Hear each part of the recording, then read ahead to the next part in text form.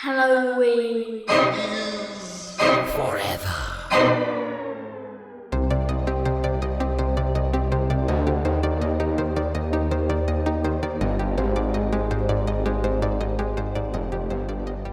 Hey guys, got a quick one for you before we get started. I don't mean to hold anything up. I know we got important business here, but why are all redneck murders always why are redneck murders so tricky to solve? I don't know, Brian. Why? Well, the DNA records always match and there's zero dental records. Welcome, boys and ghouls, to the June Showdown episode of Halloween is Forever. I'm Brian. I'm Meg. I'm Steve Champ. Making fun of poor people, impoverished people in the South. Fuck them. Fuck them. We are here, guys, in June, getting ready for a little showdown episode. First of all, you could tell from that fucking hilarious joke at the top of the show. You're real funny. I know, I'm a funny guy. We're doing Redneck Shenanigans. That is the topic. That's the one that the big old spinny wheel picked with a couple other ones. And then you know what? It's your fault because you rat fucks out there picked it. You're the ones who said, go do Redneck Shenanigans. So we picked three. In my of the mind, movies it we're gonna was talk Hillbilly about. hijinks. I don't know why, somehow I changed that. Those in my brain. alliterations can get mixed up. Yeah. And honestly, hijinks, shenanigans, it's almost interchangeable as far as I'm concerned. Yeah. People being silly gooses. Just being a bunch of silly geese, picking up hitchhikers or, torturing, tourists. A lot of this stuff, unfortunately, starts at the gas station, guys, which a lot of life's best and worst things start at a gas station.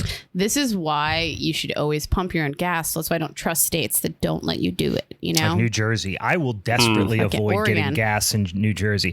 Although in the wintertime, it's kind of nice, not having to get out of your car. Right. But who knows what they're putting in that gas tank? You know what I mean? They're definitely putting their wieners in it. They're from time to time. Yeah, that's definitely a New Jersey thing. In New Jersey. That might be in the South. That actually might be more of a South Have you guys ever looked close at the New Jersey license plate? It actually says New Jersey, the Garden State, and then underneath, we have sex with cars. It says it in really small letters if you look close. It's exactly why they stopped allowing electric car sales in New Jersey, because too many people were going to get their dicks electrocuted. Yeah, they're getting dick shock. They're getting dick shock. They're getting sticker shock when they buy them because they're expensive. And then they're getting dick shock when they fuck them because of the electricity. Guys, we are going to get into these sons of bitchin' movies here in a hot sec. But a couple of things, I got to set the scene for everybody here. I need to let you know what's at stake. There's some stuff happening. If you've not been following, I got to tell you the storylines. Okay. First of all, this is Meg's last, at least for the foreseeable future, Showdown episode. So the unfortunate reality of that for us is if she wins, she technically can retire champ, which we don't want to have happen. Nobody wants that. Nobody wants her walking around demanding the discount at Giant Eagle, years after she's off the pot. Nobody wants her abusing that power. She already does. Right. And nobody wants her would get to be real able pissed off at me. Yeah, nobody wants her to be able to do that indefinitely. That's just going to be a scar on all of ours. Sidebar, guys. I just learned within the last 2 months that there's an actual Isley's restaurant. So we should have wrapped that into this. It's not just Giant Eagle that you get the discount. Well, there's only one Isley's restaurant left. There used to be a local chain. There was dozens of them, I think. I didn't even know that. I've been to the one in Linesville, PA, a lot. Yeah. I've never actually been to one of them. I've driven past one of them one time, and occasionally you will see a little kind of lunch counter type of restaurant that's now a hot dog shop or something, and somebody will go, "Hey, they used to be an Isley's." People like to say that's a dad thing. They would say where something used to be in general. Yeah. Yeah, there is. And you know what? I don't know for sure, but I'm going to assume that discount applies. But again, we don't want you just to feel like you can take advantage of that into perpetuity. Like I said, it's going to be a stain on all of our reputations. We're in a real CM Punk 2011 situation right now. Yeah, I like that you guys talk like I just won't still just assert myself regardless. You know what I mean? Even if I'm not champ. At least we can like completely plead ignorance though and be like, no, this is unfounded. This is like on her. She's fucking unhinged. But like if it's like you did win the last one, we'll be like, well, technically, and then we got to do a bunch of splaining. And listen, there's one thing I hate doing, it's splaining. And then the other bad thing, again, primarily for your boy over here, is Steve's won 2 in a row. And if Steve wins this one, I heard that'll be the first three-peat, and he's promised a bunch of weird, cryptic things that we're all concerned about. So I'm a ball of nerves here, guys. I'm stressed out. My tummy's messed up. I attribute it to this fucking cacophony of bullshit. Yeah, that I'm in the middle of here. So really, I'm the last. I'm the last hope here. Your body's just like a piece of shit. Yeah, it is. It's absolute fucking garbage. But I'm going to fight valiantly. I'm going to be like Michael Jordan in the 1990, I think, 6 finals. You think this is your flu game? The flu, yeah. And then he like dropped like 50 points on the Jazz or whatever. That's pretty much what I'm going to do here today. That's at least what my plan is. That's pretty much what I'm going to do. I'm going to drop 50 on the Jazz, cross up, I don't know who it was, Derek Harper or something at the free throw line, win it on the road, take money out of all of Karl Malone's children's mouths. Or they don't eat money. They take food that's bought with the money. That analogy fell apart. In any case, joke is Karl Malone has a bunch of illegitimate kids. All that's right, the guys. joke. Yeah, you guys know Karl Malone, the mailman, right? Anyway, let's get into a couple of orders of business we got to knock out on the top of the show. Personally, I'm not drinking any beer right now. I got a tummy trouble, so I'm drinking ginger and lemon tea in my big ceramic mug like a big boy. Mm-hmm. You're being responsible. Good. I've been drinking that as well. Pain. So yeah. Well, you guys both got tum-tum issues now? No. I've said I've been drinking it. I just have lemon ginger tea. Yeah, I'm not drinking it now. I just have it. I've been drinking it during the week because I like it. I like it too, but this is out of necessity because of my tummy. Mm-hmm. But you guys' tummies are probably doing all right. What are you drinking? Yeah, so my tummy's fine, but my back hurts real bad. I don't know why. I've been having back trouble. I'm old too. God, we should kill ourselves. Yeah. This is disgusting. I'm glad I'm bowing out at the right time before I'm just... Meg's last episode, me and Steve's last day on Earth. Yeah. Last day if Meg wins, we're out. You guys are actually getting executed. That's actually the punishment episode. Pact. We did not bring it up. We have a suicide pact if you win. So in order to also, help Brian out because he's not drinking, I'm going to give a quick review of the Arizona hard tea party pack. Party pack. I don't think any of us asked for this though. But I did because all the public's been clamoring for it. The people Steve have to sent a picture know of this in his cart, and he was like, "I'm about to fucking." I would like to have a poll put out. Do the people actually want it? The people have to know about the Arizona hard tea. It's so hard. I'm stressed out now. I wish you also picked up the Arizona like gummies and like did like a little pairing. That would have been real cute. I've had those. They're fine. I didn't know They're about fine. these. These are better. The hard teas are better. It comes in 3 flavors: lemon, peach, and green tea. Only 3 in the party pack? Yeah, only 4's 3 in the party pack. Yay. Yeah, 3's just kind of a thruple. Yeah, three's fine. 4's a party. See, I think the problem is because they don't have the half lemonade, half tea, but that's technically their Arnie Palmer brand. Oh, so yeah. Did they do a hard version of that as well? I imagine it's somewhere. I haven't seen it. Yeah. But yeah, so just quick review. The lemon one is okay. Yeah. It's fine. The peach one is the best. No shit. It's really great. It's actually it's better than any other hard tea thing I've had. And then the green tea one is weird. it's nice and it's refreshing, but they really lean heavy on the honey and not the green tea. Yeah. So it doesn't. Yeah. You need balance when it comes to honey. Let's be real, guys. Yeah. I don't know, but I still like it though. It's still like really refreshing. It's a really refreshing honey drink. It's just upsetting that it doesn't taste anything like the green tea Arizona. So would you say you're partying right now? Yeah, I would say I'm partying. Despite my need for a backiotomy, I am partying.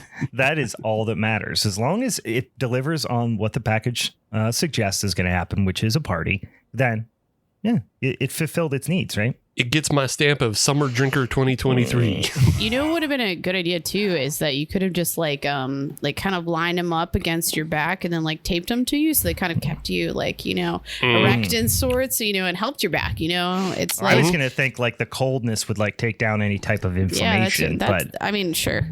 You're both right. But you said you're going to use. You figured head use on it a as stick. That'll be the first time we talk about it's it. a real head on a stick situation. You said, "No, let's use this as some sort of spinal brace." Yeah. Yeah. He's also got scoliosis. If you didn't know. Yeah, a frozen spinal brace. It's great. Yeah, it's a great idea. Shaq. I saw Shaq. That's the new Icy Hot product. It's just a bunch of cans that you fucking tape to your back. Go take those Arizona cans to your back. But once they get to the proper temperature, you then just drink them. You hand them to your friends and you say, "Here, it's the proper temperature. My back did this." Yeah, and you give your friends all your back sweat from This is an out in the sun proof product. I can't imagine a situation where this doesn't make $1 billion. Why are we not starting a marketing firm right now? We're just saying this. I mean, we're spitballing here, right? It's the fucking Shark Tank over here. Meg, what are you drinking? What are you getting after? So I didn't really have time to go to the store, but I'm really excited about what I got. So I grabbed a bottle of wine from work, grabbed a pet nat. I will butcher the name, Tavignano. What's a pet nat? It is basically a French wine, and pet nat is like roughly translates to naturally sparkling. So it's kind of like oftentimes they're a little bit funky, but they're like sparkling wines. Yeah, it's natural, but the yeast is it's like bottle conditioned too. So gotcha. Yeah, so it's farmhouse wine. Yeah, basically. It's a farmhouse. Yeah, a little funky. It's got some nice body to it. I really love this bottle though. It's kind of cute. It kind of reminds me of like what you see with like hazy. Like I'm trying to think of what brewery it reminds me of. Like someone who does something kind of like robotic. Yeah. But on the back too, if you guys can see, it says "I love monsters." Yeah, it's a confusing message, kind of going for the anti-marketing situation there. Yeah, it's so cute though. It's like I got really excited when I saw it. I saw the bottle and I was instantly attracted to it, and then I saw "I love monsters" and I felt like it was very appropriate. But now I have a whole bottle of wine to drink. Yes, yeah, you sure do. But what we noted before when I was opening the bottle is that my bottle opener I found when I was unpacking is a penis bottle opener. It's a wooden penis. It's very old. That's what I was going to say. What's the material there? Because it's wood. It's very lit too. Actually, like the metal part's a little bit heavier. It's got a little ball bag. Yeah, it definitely does. A little baby ball bag. Yeah, it's listen, you guys can't see it at home, but whoever this is here, it looks to be at least semi-erect. And sometimes the balls will really kind of clinch up, you know what I mean, when that's happening. So I'm trying to give the guy a benefit of the doubt. I assume this is a cast of a real man's penis. For sure. Yep. Okay, yeah, right. it was when they took a trip to Bali, it looks like. But I found it at my grandma's house one time. And then they were like, "Do you want this?" And I said, "Yes." Classic. And that was classic grandma stuff. Classic granny story. Yeah, sometimes you'll dig around in Granny's, junk drawer, and you'll find some weird shit. Yeah, I mean, I don't know if she's ever been to Bali though, so I feel like it just somehow like randomly just ended up there. Probably some someone found it at a thrift store and she's just like, this makes me feel uncomfortable. But this might be a too revealing story, but it's just another one that this is why I don't think it would have ever been my grandmother's is that I did laundry over there like a few weeks ago, and my grandma, and my you found aunt, her dick collection in a completely different part of the house. she has a big dildo collection. It's actually like I've never seen anything this size before. The collection or one individual? One individual. Oh, Jesus. Okay. That is alarming to find. When you say big dildo collection, you have to wonder, is the collection big or is also just all the dildos big as well? What I'm saying. And then when you say both, you know that they're serious. Yeah. But like a pair of like underwear actually got left there, and she was like, Megan, you left some unmentionables here. And that's how she referred to it. I'm like, these aren't even like something like crazy and slinky. It's just like a normal regular pair, like, underwear. and she's like, unmentionables. And I said, okay, you can give me back my unmentionables. Thank you. Yeah. But she will not say that. I was like, she won't say this is who she is. This is who she is. Okay. So Grandma likes if getting she calls drunk underwear unmentionables, she probably didn't buy that dick bottle opener. That's your logic. Yep. Yeah. That's my A to Z on it, you know? Okay. Yeah, okay. I mean, this checks out. I mean, I wanted to believe that your grandma had like an insane dick collection, but if she calls underwear unmentionables, unless she was doing it kind of ironically, and she was like, you know how many dicks I have in this house. I'm done. Yeah, like the way she talks to me, like, you know, it could be like an out loud she's uncomfortable saying certain things, but privately she's like, you know. I think it's just old people are full of shame because my grandparents had a poop stool. Okay. And they just never told me what it was for. And it took me years later to figure out that like you're supposed to put your feet up on the stool when you go bathroom because it helps it slide out. And then slide out. Yeah, it helps slide out. And then it's like, I always thought it was because I was short. That's why those existed. It's because you're supposed to. They're like, Meg's coming over. She can't even get up on top of the toilet. She has to jump up there like fucking David I always the gnome. Appreciated when someone had one of those. I'm gonna be here. When I see those, I just assume it's for a child or short people. because my grandparents had one. They didn't have children in the house. I know this is confusing though. Are they tall like you? No. Oh, well, then where do you, if there's just one stool, because like I know the squatty potties are a thing, right? I know people do the whole, like, you kind of get your knees apart, you squat down and you slide her out, you know?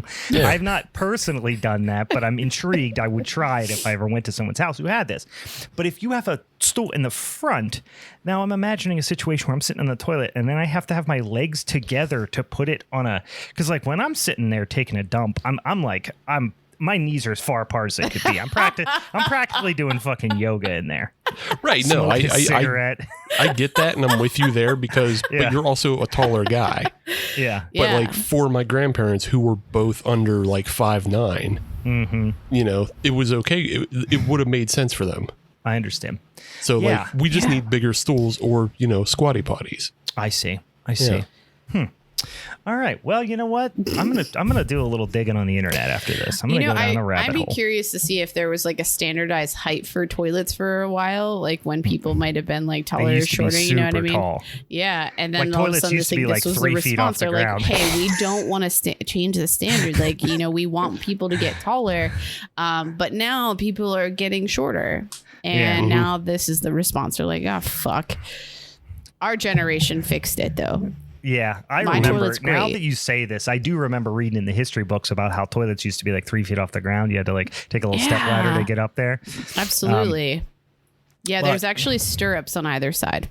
Yeah, that's also just old plumbing. They couldn't figure out the kink in the plumbing before that, so they just had to be a long pipe that goes all the way into the basement. You just poop and it just slides right down that one single pipe. I'm making every ounce of my words up. Yeah. I like how much we're talking about poop sliding in out of butts down. It's kind of like, you know, what's the lagoon place over in Erie, PA? Typhoon Lagoon? Whatever. No, I don't know honestly, we can use any as an example, but for reference for the, you know, the listeners, this is what they should be thinking about. This is what's going through our mind. We're talking about sliding. Oh, I thought you meant like you were going to tell a story about someone like took a shit in the pool and you were there or something. Kids do that. No, I've never been to one. Yeah, before. Kids Why do would you that. go for that reference and not Sandcastle? I don't know. Exactly. Come on. Because in my mind, because I'm from Western New York, Yins are from this area. So Erie was like the closest cool spot. Yeah. That's what's hot in the streets. Erie, PA. Speaking of Sandcastle, I actually went to Kennywood yesterday. Had myself a corn dog. So much fun. Had a couple beers, rode some roller coasters, did some, rode. I still mourn every time, and I hate when you walk right into the park. As soon as you walk into the park, the very first thing you see is the old mill. And if you remember the old mill, it's like a freaking 100 years old. It's like just a little boat, dark ride, kind of thing. It's, 1,000 years old, just kind of a novelty thing. But maybe like 20 years ago, 15 years ago, I don't know exactly when it was, they decided to just go absolutely just fucking hog wild, and they changed this historic dark ride into Garfield's Nightmare, it was called, which was a giant, insane blacklight fever dream themed with Garfield, and Garfield was having a bad dream, and all the food he ate was coming back to life and attacking him.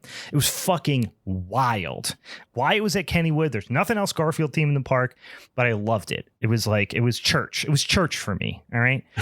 They took it out. They went back to the old mill, and I'm fucking devastated still. I feel like Garfield, and we've talked about Garfield before, I feel like, but like that makes a lot of sense to be at Kennywood. It's like, because it doesn't make sense, it's like it just inserts itself into life to be like, make people think like, why would this be here? And then you don't question, and then you move on with your life, and this is a metaphor for life. Well, it's not even a license. It obviously was a licensed thing. It was literally called Garfield's Nightmare. Yeah.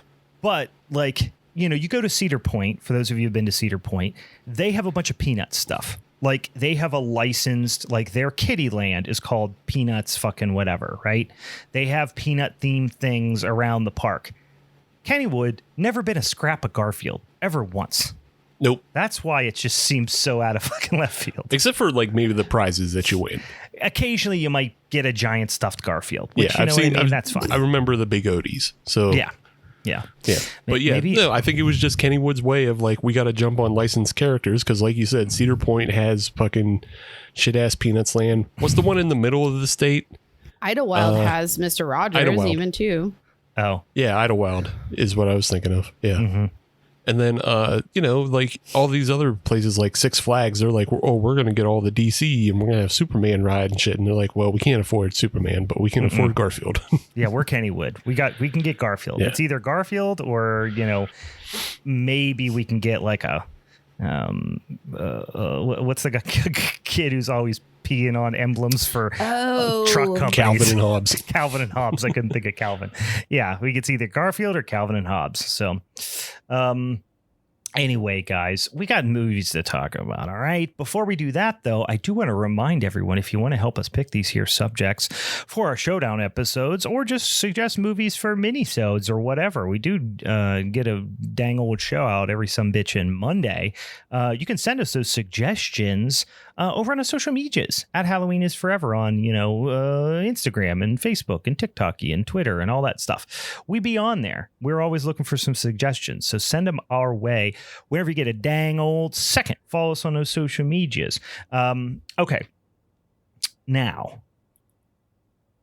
Steve, as he said, is still the current champ, which means he gets to make a decision about the order in which we talk about these motherfucking movies. Let me remind everyone one more again, if you're new to the show, or maybe you haven't listened to the last few episodes, you're getting caught up. We're talking about Redneck Shenanigans is our topics. We have three very different movies from three decidedly different eras. Steve picked 2000 Maniacs from 1964, going way back. Then I jumped ahead about 15 years to Tourist Trap, 1979, and then Meg jumped a whole fucking load forward to 2005 and a little feel-good flick called Wolf Creek. So Steve gets to make the decision on which one of those movies we talk about, kind of the order in which we go. So what are you thinking? So, like last week, I gave Meg the choice of whether she wanted to, pick her movie first or last or whatever. Mm-hmm. So again, as a nice send-off, I can't say that she's going to win today. But as a nice send-off, I'll let her decide where she wants to go in order. Oh, I picked a stinker. I'll go first. We'll get that bitch out of the way. Okie dokie. And then we'll talk about your guys' films which are much more entertaining. I didn't dislike your movie. We'll talk about what we liked. You know, there were things, but we all know. We all know how this is going to go. Well, it's interesting because I thought I saw this movie before. And even I think I started it. I think it was one of those, like, I got 20 minutes in and fell asleep situations. Yeah. Because I remember, and I'm not spoiling anything here, I remember when they run into old Crocodile Dundee, whatever the fuck his name is. And then I don't remember anything after that. So I really do think I watched about 30 minutes of this movie and fell asleep the first time. So and nothing happens during that time. So like you're good. There's a little bit of space there. But my point is, this was essentially a first time watch for me. Yeah. Well, I think with this one, when I was like trying to pick out a movie, you know, it was like obviously looking at all the recommendations you find online. And I'm like, I've only seen a limited amount, you know, besides like, you know, the Dale and Tucker versus whatever, or like, you know, Rob Zombie films that could have totally fallen into this. And I'm glad I didn't even choose those either, because they would have been like probably like good films, but still wouldn't, I think, have fit as well as what we saw, or like could have, you know, a Rob Zombie film could have been like, well, all of these films are what inspired that, you know, kind of thing. So it was a fine film to like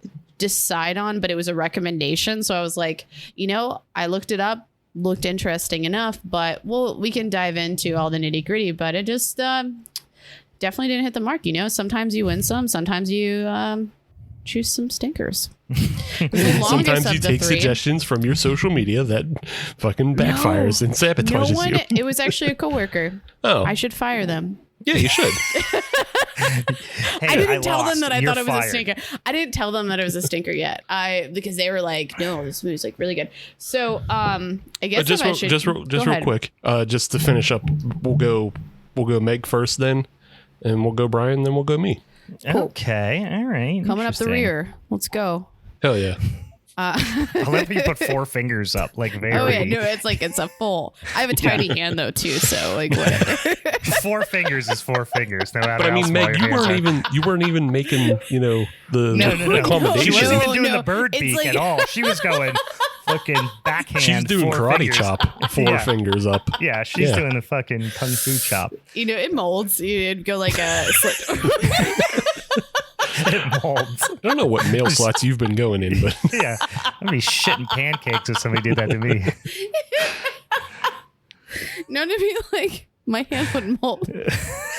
Oh, your hand would mold. I thought you meant like my anus would mold if someone stuck 4 fingers up it. I'm like, I don't think so. It'll stretch out or hurt. Anywho, might tear.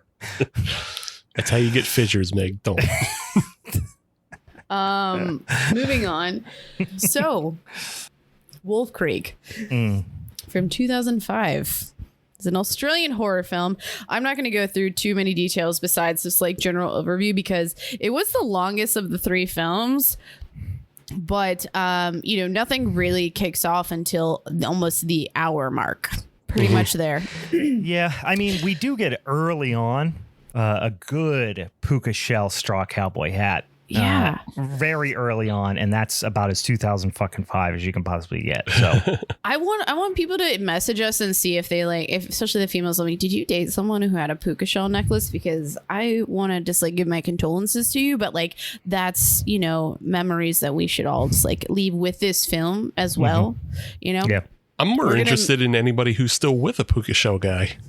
Yeah, there's got to be a couple floating around. I bet they're coming back. People grow. People do grow and change, and I think that's the, you know, the beautiful part of life is you grow out of your puka shell era. Also, the other necklace was like just the white shells. Either way, if you were either person, let us know. Did they grow up? How did they turn out? Are they still a piece of shit? Yeah. This movie does start off with redneck stuff. Which MLMs are you into? Which MLMs are you stuck in? How's Scientology going for you? Yeah. But this movie does start out pretty quickly with the redneck shit, in that the first thing you get is a dude in flip-flops in the dirt. Yeah. Yeah, that's tough. Yes. Unless you're on the beach and that dirt is sand. And mind you, too, we're in Australia, too. So this is like a totally different, like, redneck scape for us, too. So, I don't know that it is. It's just, it's such, like, we agreed because Australian redneckery is so similar to our own. So here's the one thing that I really equate with their redneckery with ours is that they are willing to walk around barefoot in areas that are prevalent with snakes. The same thing as the spiders South. and scorpions and all types of shit. Yeah. I think the other big difference with like Australian rednecks, because you're right, they're very, very similar to like, your classic American rednecks, except for there's always some degree of they're supposed to be kind of charming.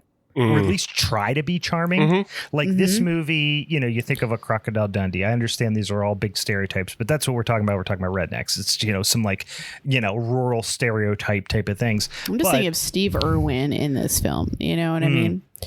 Yeah, he was a little posh. He was a little more posh. He was a TV boy. Got it. You're right. They do. There's always a degree of, I feel like in these movies, them at least trying to be very personal and like, I guess in Steve's movie, the rednecks are like Southern hospitality, that sort of thing mirrors that. But when you think of redneck like killers, you think of like backwoods ass people who like don't know how to talk to other humans. Right. True. So yeah. I can see that too, but I think there's like just an interesting persona, like when it's surprising, because I think of even some of like now just looking at some of the tropes of, or even examining maybe like what Rob Zombie did. It's like when they have that forefront of the Southern hospitality and they get you to trust them, and then all of a sudden they're like, "Gotcha, fucker." There's something to that as well. But I agree with you in that like there is like that could be an assumption that definitely also works, because I think we see both in essence, because I almost thought that, when we meet all three characters. We have I'm trying to get like the exact names on these people. So we have like two British people, Liz and Christy. They're backpacking across Australia with this other guy, Ben. And basically he picks up a car and he's like, we're going. And I think one of the first points where I'll point on is like when they stop to grab gas. So they get the car, they go party, yada, yada, yada. Now they're on their way and they have that run in with like some of the locals. I almost thought that was kind of where it was going to start. But, we find out later really where the tie-in is. But like you kind of led to believe initially that like these specific people were going to be the people that were going to like fuck their day up. That's what always happens in these movies. You get some sort of run in with some slimy townies. And in this instance, it was like, again, slimy townies in there drinking. I think they were slugging on some Coop. I did see a Cooper's Pale Ale at one point, which is a fun beer. But they were slugging on some brewskis, and they started saying like fucked up stuff to the teens. That's how it goes down. But you get a little bit of excitement there. But otherwise, the goal is their first stop is to go to this place called Wolf Creek, which is apparently like one of the biggest, what is it? Like meteorite, like hit the area. And it's like this huge like crater now. So they were going hiking there. And again, there's a lot of boring moments through this point. So basically they're leaving and they find that their car won't start. So they already had noticed that their phones weren't really working or their watches weren't working, and so they didn't have service as well, and then the car didn't work. So I feel like in their minds the initial like, oh, this is some like UFO weird shit for this area, kind of like Area 51 kind of stuff. And they're in their car and end up like getting kind of quote unquote rescued by a car that ends up coming up. And this guy is super charming. Like we already talked about, that's like where the Southern hospitality tie kind of comes in. He's like, I can tow, this is what's wrong with your car. I'm gonna take a look at it. And then offers to tow them. They're not really super keen on it. They want to get back to town because that's where it made the most sense. And he's like, well, I'm not going that way. So you can either stay here or you can come with me. And they decide he can fix their car, so they're gonna go with him. This is kind of the start of like your protagonists in your film, Meg. I'm sorry, but I think they are the dumbest people that have ever been. They do so many dumb things. They're like, oh, it looks like it's gonna storm. Let's set out on a 3-hour hike. Yeah. They just make bad decisions. And then there's this whole exchange of like, okay, well, he'll tow you to his place for free, but you want to go back to town, so why not pay him to tow you? Well, they didn't have any money. That was the other thing. Yeah. They didn't have any money. That was the whole like they plugged that one up. Yeah. You know what I mean? Like when you get back to town, then you get money out. of the machine. Yeah, that's what I'm saying. You can go to an ATM or something like this. I mean, it's 2000. It's the late 90s, right? Isn't that what they said it was? It was like or did it happen in 2005? I thought it was 2005. I thought it just was 2005. Yeah. So point is, you can go to the old ATM here, guys. It ain't 1960s. But they're backwoods Australia. I mean, I don't know if you know. I don't know how it is. I mean, I don't know whatever is going through their brain that. Yeah, come that on. redneck does not know Western Union. I'm not gonna spend time arguing their point of their justification. They are dumb. They're absolutely dumb.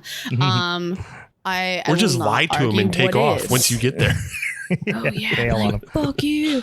But I'm pretty sure during that moment. So once they get back to the camp, they're like drinking, eating, whatever. And I think he clearly drugged them. So like he did fuck with their shit. So there wasn't even a chance to be like, I'm out, because they were just naive, young, and like trusting this motherfucker. So anywho, this is where, so now everything I just explained in 5 minutes was 45 to 50 minutes of this movie. There was a lot of like romance and then like, bends. You want to try to care about these characters, like I think there was a lot of trying to establish that shit, but like. Yeah, the one girl, what is it? It's Liz, and what's the other one's name? Christy and Ben are fucking, but they're on the verge of fucking. Yeah, well, no, because she wakes up in his bed the one morning. Yeah, but they're sleeping head to toe. In a tent. Well, they're also it's like all this stuff. Like they're just camping along the way. Like I think we don't really see anything until they like. Before they even leave. This is why this movie is less interesting. It's we're getting more caught up on who's fucking who right now. My point is, there's all this stuff. There's all this like. We didn't even see tits. Okay. No, we didn't. We didn't see any tits. It pisses me off. This first 50 minutes gave me a lot of flashbacks to the Outwaters. Where there's another it's a long stretch before anything happens. And also, I just want to note, the movie was directed by Greg McLean, and we did another of his films earlier on the show. We did Rogue, which is the film he follows this movie up with. Okay, yeah, I remember that. I remember us talking about that, the dang old alligator. Oh, yeah, alligators. And it just really feels like he started his career by making Don't Come to Australia movies. Yeah, pretty much. That's kind of cool. That's actually an interesting tie-in, but has nothing to do with make this movie more interesting. No. Sounds like he actually scaled up, because we had fun with that. I remember that episode Rogue being fun. Better. Yeah, Rogue is better. Rogue was fun. Well, he does a good job of building up some tension. I think even during the scene where they were being towed, and like the one girl like falls asleep for a minute, wakes up, and they've been being towed for a long time, and they're completely helpless because they're being towed, right? And they're riding in the car that's being towed, and they're like, how would you even get in touch with him? Is he taking us someplace we're not supposed to be? Well, they were led to believe it wasn't that far too, so there was a little bit of like questioning, but like naive, like, well, this is our only option. All we can do is just say, like, maybe we just cut it off and say, man, we'll stop here. Yeah, overall, I thought, one positive thing I'll say at this point is it is a pretty well shot film, like visually speaking. The production value seems high. Like I said, there's some good shots in there. It's weird that they do put in the like pseudo found footage type of thing at times, which feels a little fractured, I guess. But overall, I thought it was pretty well shot. It looks good. Yeah, no, I'll agree with that too. And and even for that time, and like moving on, we're going from like even I think how it felt dark and like really dingy at times. Like it still didn't feel like a movie that was coming out in like the 90s that kind of felt that way. And you're like, just this, like that film was for sure filmed then. Yeah. I'm gonna make it one point here too, that like while watching this, I kept being sent back to watching Death Proof, which came out in 2007, and I was like, whoa, Death Proof kind of did a similar thing, like, and not exactly the same, but in like an exotic location. And I feel like they did it better, but it also had Kurt Russell in it. But I just want to like, this just like, it felt like this is a story that does have legs, but could have been done a little bit better and have been a little bit tighter, a little bit faster. And I think 20 minutes off this movie would have made it just a little bit better, because I think what we're leading into now is that, okay, we're back at the camp. They're drugged. They're now all separated. And we go to I think it's Christy, if I remember correctly. Christy wakes up. We wake up with Christy. She's the one. That's who we wake up with, and she's like, in theory, like meant to kind of be this, like, I'm going to be a little bit of the hero right now. Oh, that's Liz. Yeah. Which one? Liz. We wake up with Liz. Okay, and it's Liz. She's Okay, zip okay, cool. tied in the shed. Yeah. Yes. Okay. So it's Liz. Christy is the one that ends up getting just like shot there. So yeah. So this is where shit starts getting interesting, because it's interesting for, like, you know, I think about 30 minutes, but at the same time, I found interesting is that there was just such an interesting blocking. Like, we went from one character to the other, a little bit of blend, but then it always felt it was so individual to each person of how they're being tortured. So we wake up with Liz. Liz is able to get out. She ends up finding Christy. Christy's tied up. And this is where this is the positive things to this movie where I feel like does really well, is that when shit goes down and how people are tortured is fucked up and is definitely effective. So she walks into basically Christy is like tied up, is just randomly being shot by this maniac that we are led to trust up to this point. Old Mick. Yeah. Old hairy shoulders Mick. Old Mick. Do you trust anyone named Mick? I've never met a Mick in my life, and I just don't know if I would trust them. No, don't trust a Mick. It's too close to being Irish. Yeah, that's good. I almost was like, are we being racist right now? Or like, can't be racist against the Irish. Yeah, they're the same race as me. We're both Caucasian. Cool. I'm also Irish. Part Irish. I am too. I am not. But anywho, Mick is in the name. A person named Mick. Cool. At this point, I started referring to the movie as, or at least the subtitle, Wolf Creek : sheet fuck. Because the amount of times they said sheet, which is shit in an Australian accent. And even the translation. I was about to pull up Google. Oh yeah, sheet fuck. Sheet fuck. That almost sounds like how someone from Austria would say shit too. Yeah. You know, it's like pretty close. You know, like I'm doing a terrible accent, but yeah. You know, you gotta do all sheet. Sheet. Yeah, there we go. That sounds Australian. Yeah, I do appreciate though that you sound like Arnold Schwarzenegger right now. Oh fuck sheet. Fuck sheet. Oh sheet. Fuck sheet. I can all put up with this sheet. Yeah, so she's being tortured by this guy. He leaves. Christy or Liz is able to get out and be like, hey, I'm going to try to help you. I'm here. And like, what the fuck? Where's Ben? No one knows where Ben is at this point. So Liz goes and hides again because Mick comes back and she's able to get his gun. He's just like, ha, it's not loaded, which again, silly trying to be manipulative. It just again, you don't trust a guy named Mick. This is what I wonder. Why'd you turn him around like this? I understand this has been a short movie, but this is where my Metal Gear Solid training comes in. And I go, one, I knock on the door, I bang on the side, knock, knock, knock. He comes outside, I brain him with a rock, movie over. Yeah. Or she gets his dang gun, just walk up behind and blow his fucking brains out. The amount of running around she does outside without any weapon in her hand. Like no rock, no piece of jagged metal. She's stupid. She's not the hero. She's not the hero that we want. But even in this moment of the scene that I'm talking about, she like shoots him. He gets shot like what, the ear, the neck kind of thing. He gets braised. Braised is a low, slow, moist cooking method. Grazed. Sorry. It's just so pissed off at me. Right? She pointed a gun at me, put my head in the oven, and put it on 400. It put me in a covered dish with just a little bit of water. He was grazed. Low and slow. Really broke down that collagen. Drink more wine. Put a bunch of potatoes and carrots around my head, did she? Made a whole stew, didn't she? Are you guys cooking Showdown? Yep. Yep. Because I feel roasted right now. You did. You got roasted. Cooking methods.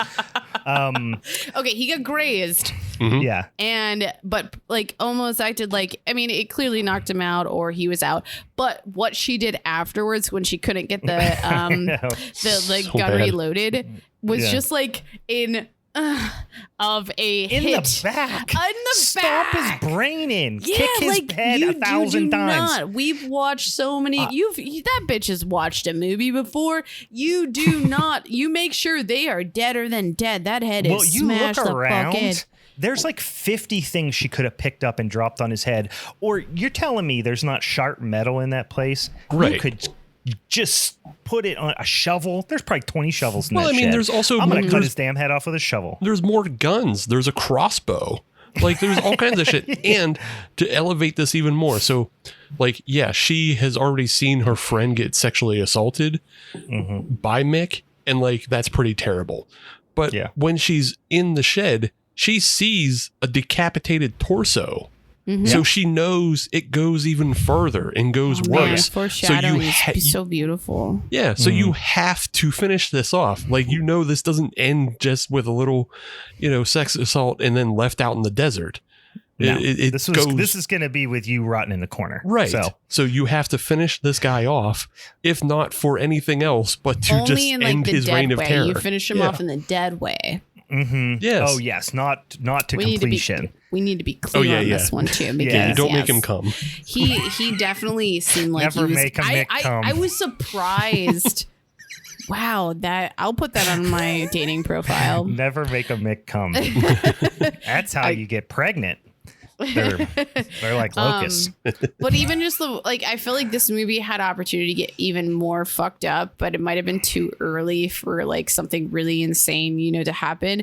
But like he was grabbing his dick, he was getting turned on by this. So we watched him do it. He was hard, and he did not do anything with that. And not that I'm saying that like this is just what I want to see, but I'm like I want to see fucked up things. I do. Yeah, you wanted to see like a full-on rape scene. This movie needed a fucked up scene. I was personally didn't want to see that. You wanted to see it. Shut up. That's what you're saying. Yeah, absolutely. Yeah, you're making it very clear. No. Yeah, but I did. I feel like this movie could have been aided by this movie needed fucked up things happening. Yeah, he was to kind of like really cartoony make it come in a back way. through. Yeah. Like it was weird because like he did fucked up things, and there was always a lot of insinuation that he did fucked up things, and then he later on does do some very fucked up things. But like up until this point, it's he kind of feels like a cartoony almost antagonist. Almost like he could have been like, I don't know, in like a lot lighter movie or something like that. Well, it's also because he has the accent.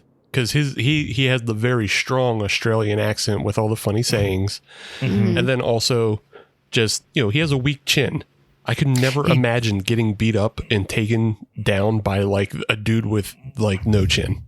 Zero chin, weak jawline. Yeah. He just seems is that a always dude thing? I don't know what you're talking about. Well, it's he just bad didn't have a genetics. chin. Yeah, he just didn't have a chin. He didn't have a chin. I kind of got a little bit of that, Sure, but so I know what it feels like. I do like some, like it was really weird how they did certain things like really gritty, realistic, and then other things they just seem to like half-ass. So I'll give you an example. One of them is when she finds the revolver, and this is believable. This guy's, this redneck out in the way. He's got guns everywhere. He's got weapons everywhere. He's got fucking broken down cars everywhere. There would be absolutely no surprise whatsoever to walk in and like on his, workbench in his garage, he's got a handgun there. And then he's got a bunch of different, boxes of rounds. So she has to hurry up and like look through all the different boxes to find the right rounds for that gun because she wouldn't know. And of course he's not just going to have one. It's not going to be like Resident Evil where it's like handgun bullets, handgun, you know what I mean? Right. So like I was like, oh, that's kind of cool because she's getting all frustrated finding the wrong rounds for it and stuff. But then the part we're going to talk about in a minute, I'm sure, which is it's almost a non-factor, is where she finds his like chute that he throws all the corpses down. Right. Yeah. And finds it. Yeah. And then whenever she finds that, she just runs away. She's just like, and just runs outside through the middle of camp with no repercussions. Yeah. that was like when they left, and then she came back, if I remember correctly. Yeah, but like she was being real sneaky and quiet, and then and she's like sneaking through stuff. I feel like that goes out the fucking window. Yeah, so basically the situation just described where she grazed him, guys. Grazed him, kind of like how cows graze. I was gonna say not that graze. Right. Yeah. These are all different things. We're not, you might braise beef and stuff like that too. So, all right, braise guys, some. Our English lesson is now done. English lesson. Oi, let's have an English lesson. Any hoops. They get Liz and Chrissy get away. But clearly Chrissy is not in any shape to, like, they need to get a car. The car they found weren't able to start a car and didn't have the keys or whatever to a car. So they, I guess this is where he does pop back up, and there's a little bit of drama, and like, they get away, but the car breaks down, and she's like, I need another fucking car. So they crash it, right? Yeah. So wilding out because they just bad drivers. Women, am I right? Women drivers, am I right? I'm completely joking on that one. So Liz is like, no, I need to go back and get a car, and there's so many cars there. So, but she's like, you're gonna hold me back, bitch. So I'm gonna go. So, anywho, Liz goes back. This is where we're talking about too. Is like, I feel like we did need to understand more about what this guy has done. It does make the whole movie a little bit more effective because you see how fucked up this guy is and like what he's done. He's clearly done this so many times, and like he's just a maniac. But I feel like it still was too slow of a scene to then have this abrupt, she finds keys, gets in a car, gets stabbed while she's in the car. He then brings her around and is like, oh yeah, have you ever heard of a head on a stick? Whatever. Like, here, Steve, you can say it. And you're head on a stick. Yeah. So, which I thought was just like a great line in general. Like that was beautiful. And then she basically gets her spine cut out of her body, and she's now a head on a stick. And that's like, that was the end of her. That's why this is where I was just like, this is such a flaw to this movie of like, it's just like, it's just like person by person we're gonna like keep focusing on. So yeah, you keep thinking who the final person's gonna be, who the main antagonist is gonna be, and then they get unceremoniously killed, and then the next one gets unceremoniously killed, and like I had mixed feelings about it because I kind of liked it in the way that was unpredictable, but it did feel pretty fractured, and you didn't really get any closure to at least two of the characters, and also we'll get to it, but yeah. So I mean, I don't want to jump too hard ahead. I pretty much though from there he starts going after now Christy, who has been shot multiple times, and you're like, how are you even alive right now? How are you even functional? Has she been shot? Wasn't like when she was in that basement, I felt like he was literally shooting her. No, he was fucking with her. I literally thought he was like shot her. Okay. Yeah, no, she had all the blood around her stomach and stuff like that. Yeah, she'd been injured in the car wreck. Okay. Yeah, remember when they first tried to escape, and then he rolled up on him, and he's driving the same These truck like as the Rednecks at the beginning of Christmas Vacation. Okay, also, I think there's other things he did to her that like happened, like that we just didn't see. But I don't. Yeah, he was beat her up. Yeah, he was just shooting at her. Cool. All right. Word. Well, so Christy is now. She finds a car. She's like now. Basically, Liz said, if I'm not back by X time, go this way and hit the road. You're gonna find the road. So she gets picked up by some people after she gets to the road, and all of a sudden we now have this like, Mick is now on her tail and is like, oh, gotcha fuckers type thing. I'm trying to remember exactly the order of it, but somehow he basically fucks everyone's day up. He shoots the old man. He shoots the old man. Yeah. So he basically gets to them by the time they're picking her up kind of deal, if I remember correctly. And so she is like, I'm now going to take this car and I'm going to get the fuck out of here. And lo and behold, like he starts like coming up on her. She kind of has a way to like kind of push him off the road, and she's like, haha, fuck you. And he then is like, well, I'm a really good shooter. So shoots her tire. She fucking goes off the rail, like flips the car. And you know, done. But like, this is like where I started even getting more death proof kind of hints, where it's like you have this like really this guy that's like really good at like, you know, driving. I don't know how you would describe that, but like he's just like, I am going to fuck your day up and I'm going to use my car kind of thing. Anywho, so he gets out and he basically just point blank shoots her. So there's nothing ceremonial about it, nothing exciting about it. It's just like, haha, got you. Now you're not getting away. So there wasn't even like a torture situation or like, I'm going to bring you back and fuck your day up. I'm just going to kill you and you're done. Yeah, he's kind of like, he's all over the place. His intentions are all over the place. You know, at first he made it seem like he wanted, well, and even with like Liz, his whole idea was that he can like, he severed her spine with a knife so that like she'll still be alive. Right. But she won't be able to move. Which is kind of what we saw on the wall. Situation. Yeah, so I guess she lasted you want to 3 months. Yeah, that's what he said. So you assume that's what he's going to do with Liz, but then he just kind of unceremoniously shoots Christy. And then at this whole point, you thought Ben was dead. Mm-hmm. Well, you didn't know. I mean, you didn't know. Like, no, I guess I thought, and maybe I read into this too much, but when they first got there, I thought they showed like a corpse that was just like completely mutilated. I don't know why, but I thought that was Ben. Yeah. There's also like a sleeping bag they show that's like covered in blood and everything. So sure. You just assume. So yeah, and also like when they open the trunk the one time to like move the bodies, you like see another body and you're like, oh, that's probably Ben. Yeah. Like yes, we're led to believe many things, but then this is so Liz is done, Christy's done, and now we get to Ben. Ben has been tied up basically in this like dungeon kind of cavey type thing, and he basically has a nail through two of his he's been crucified. He's been crucified.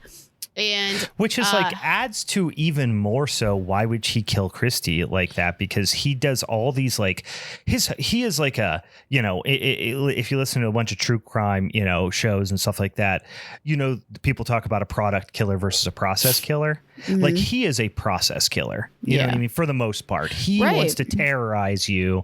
He gets off on the whole fucking with his victims thing. He's very theatrical in that way. Obviously he just freaking crucified Ben, but then he just shoots Christy in the back. Right. Like, yeah, which just doesn't make any fucking sense. Yes, I think, yes, absolutely. I'm kind of willing to kind of forgive the whole like just unceremonious whatever the shooting of Christy is because at that point they're outside of his kind of realm, which is that mining company. Sure. Yep. So at that point, like they're on a public road, he's got to shoot her, put her body in the station wagon with the old guy, and then set it on fire.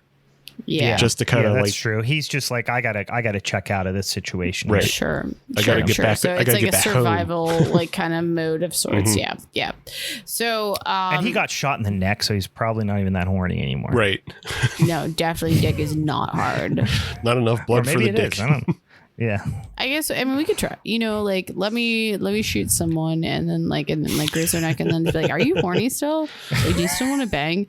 Oh, I'll ask the next person to like go out with on one of these dating apps. Like, how would you feel about this scenario? Oh, hey, I thought you just said when they showed up, you were going to shoot them. No, I mean, that'd be you're going to fucked up. I'm not that person. Yeah, I think it'd be really fucked up. As long as it's consensual, whatever you want to do. Exactly. Yeah. Shooting is consensual. Yeah. I ain't gonna yuck nobody's yum. Any hoops. I'm not actually, because I feel like even some people. I'm right. I'm not gonna go to that. Anywho, let's moving on. Meg's gonna get some real specific. No. I was just like, oh, if anyone I've like ever talked to and was like, here's one of these episodes, I'm like, wow, they're like learning new things that I would not say to them. Anywho, so yeah, let's go back to Ben. Ben is in a dungeon. He like somehow this is almost so I hate this scene so much because it almost plays him off to be a savior. in a sense, like I fucking hate it. Like, because then he gets out, he gets away, he finds safety and and then it gets taken away, gets taken care of. But then they're like, you killed these women. But at the same time, so we learned that this now became a case. This is based on a true story. But like, I hear the movie kind of plays them out to be like, oh, I got away. But like, there's nothing ceremonial about it. There's nothing interesting about it. He didn't like necessarily have a run in and like kill the guy. Right. There was fucking nothing. Yeah. And like, this guy is now, but like what we learn now too, I think we learned from when Liz was in the thing though, is like, this guy has a pattern of behavior, goes to gas stations, starts like probing people who are traveling around, and basically that's how he gets his victims. So like this is all premeditative, and like you can clearly know then that all the issues they had with their car while they were hiking, he fucked with their car in some way, shape, or form. Clearly he knows cars. So basically we learned that this guy went to trial to be like tried for these murders of these two girls that he was supposedly Ben did. Yeah. So he gets saved and like goes away, but gets out of the area, and he ends up being able to be let go. Like he was not actually convicted because whatever, there was no evidence proving that he linked to that. But also that this guy was never found. So we now like, cool, let's never go to Australia near Wolf Creek because there might be a guy that will fuck your day up. There's a couple like two-tree mix out there, yeah. We're all now prepared. We would all fuck that guy's day up. Like, Yeah, I mean, like I said, I would have went solid snake. I would have went outside, knock, knock, knock. He comes outside, brain him. Yeah. Absolutely. Yeah. So I mean, he's obviously he's not, I wouldn't say he's the most cunning individual in the world. No, I don't think he's actually that smart. Guys, that's he knows cars and guns. Cars, guns, blood, no tits. There's probably something like this story might have been more interesting if there was like a sexual angle to it that they actually. Here's the super interesting part that we haven't touched on yet is at the end. It's this feel good ending like you talked about. Just kidding, it's not at all. But Ben is on trial, and basically you just get like a text screen at the end to explain that no one ever found him, right. And then then they show Mick's silhouette with his gun like walking off into the sunset. He lives happily ever after. And then he disappears, which means he's a ghost. I don't think that's what it means. We will talk about ghosts and supernatural shit with both of your movies. Mine, no supernatural shit. I just thought it was funny how they made him fade in, and I get it. It was that was like a 2005 thing. Ghost. Yeah, no, I think that's it's like that's a 2005. I choose to believe he was an actual ghost. Cool, yeah, awesome. Sick. Just another point of this of like how badly they kind of stick the ending is. When Ben gets away, he, one, spends absolutely no time looking for the girls. Nah, and then, he just pieces. And then two, doesn't encounter Mick at all. No. So it's just he goes out into the outback and then they show some footage of kangaroos and then he's saved. And then there's an eclipse. He didn't even mention that. Why is there an eclipse? Guys, why did he not fight a kangaroo? This would have made it so much more interesting.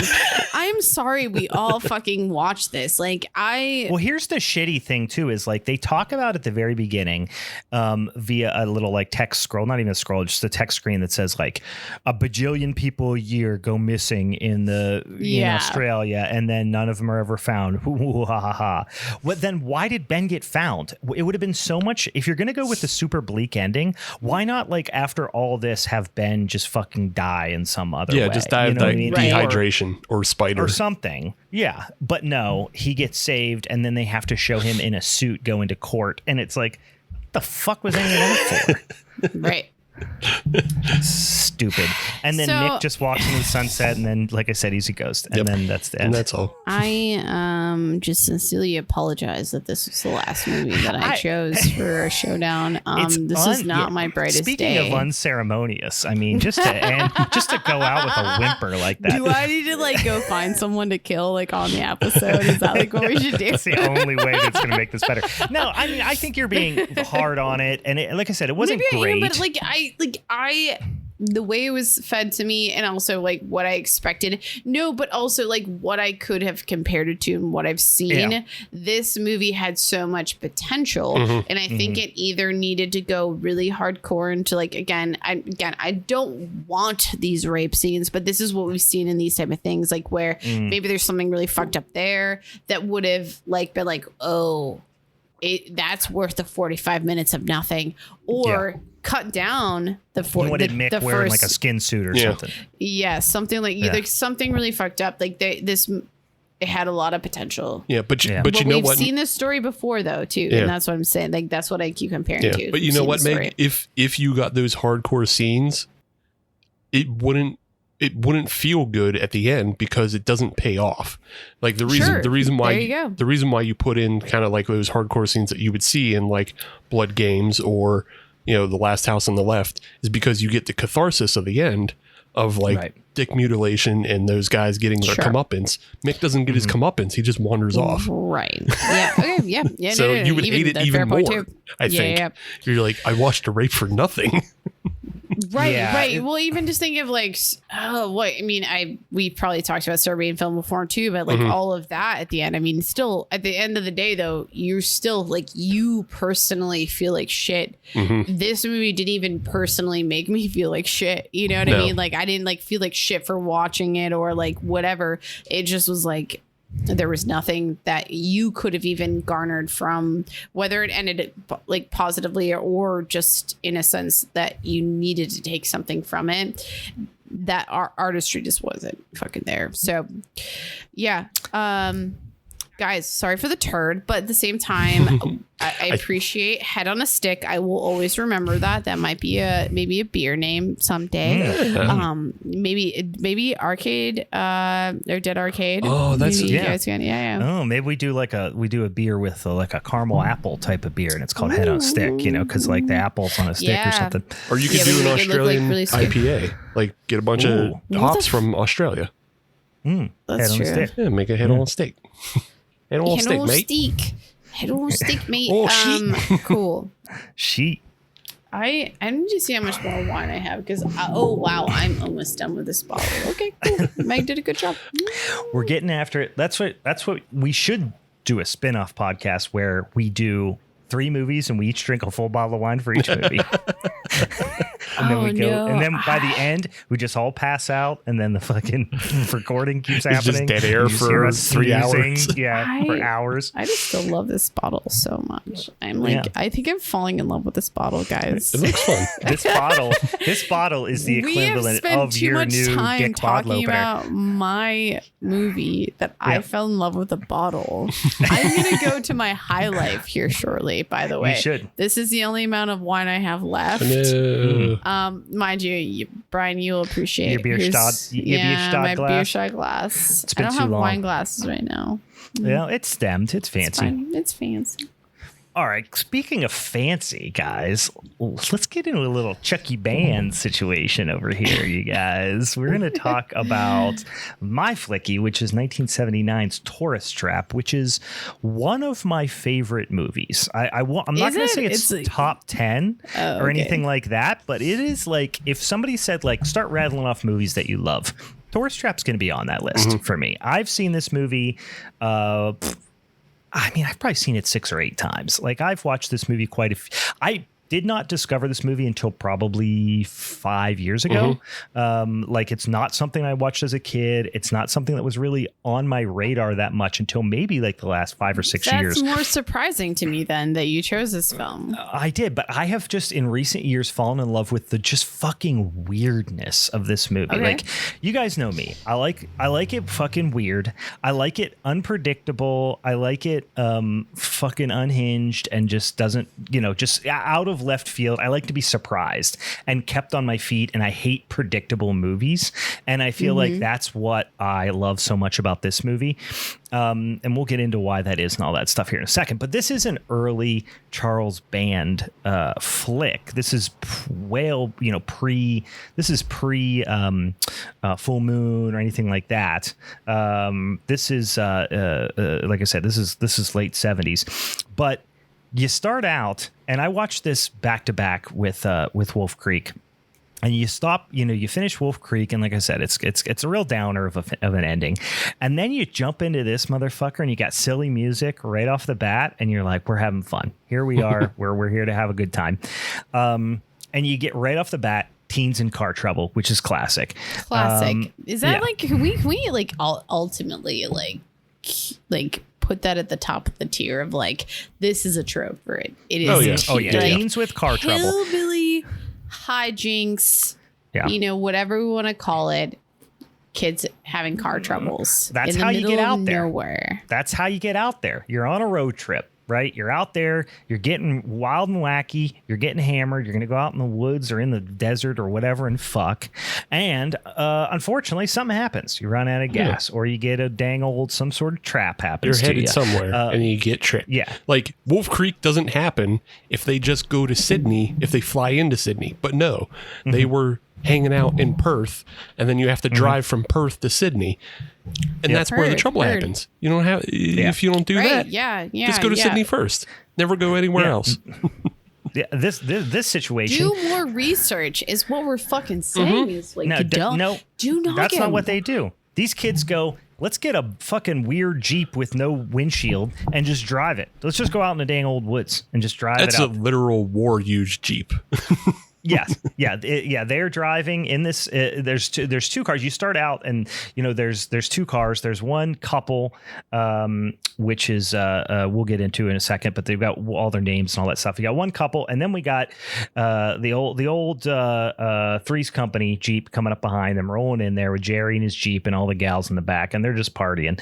And they realized that what happened was they had a flat tire, and Joker that was driving the first car didn't have air in the tire, so now he's got to walk in to the next gas station, rolling his tire just down the old road for miles and miles and miles, gets there, and this is their run-in with the creepy locals. In this instance, they walk into this like creepy looking bar type situation, and no one seems to be there, but the place is obviously open. He needs help patching his tire, getting some air in his spare, whatever it is.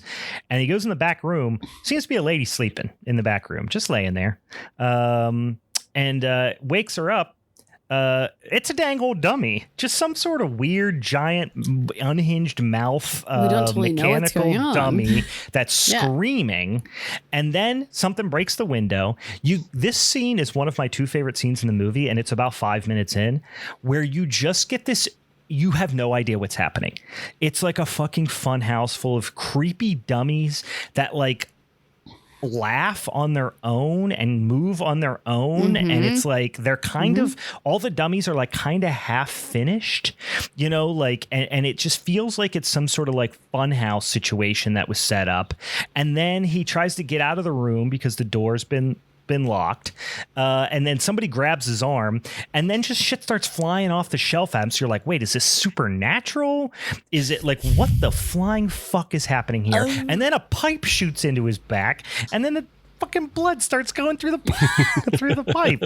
And then you're just like, light bulbs are flickering, chairs are rattling. They very much make it seem like it's something supernatural is happening. And this whole scene is so strange and so disorienting.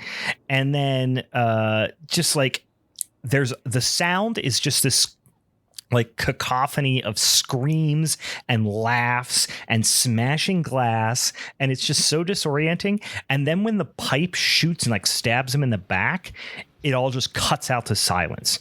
And then you just linger on the shot of this pipe sticking out of his back and blood running out of the pipe.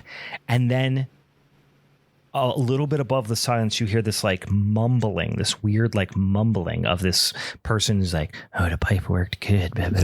Just saying all this weird shit. It's so unnerving and bizarre. It's so good, but also bad at the same time. Oh, like, it doesn't make what is happening. Like you literally have no fucking idea what is happening. But also like the editing is terrible because when I think his name Terry or Woody. It's Woody. Woody. Woody is the original guy who goes in and gets killed first. So like, Woody has all these things flying out the cabinet. Like you'll see like a green jar fly out the cabinet, but a blue jar smashes on wall and everything. So it's just like that. That's goof ass. Well, and isn't it that like what the knife, like a knife flies out, sticks in the wall beside his head, and then you look back and the knife's not there. Yeah. So like there's a lot of terrible. There's a lot of bad there's stuff. a lot of terrible editing, but also the sound design is amazing, and not just in this scene. It's wild. It's through the entire film. Like the sound design is amazing, and it's funny because you start with like goofy cartoon sitcom music for the credits, but then like everything after that is really good.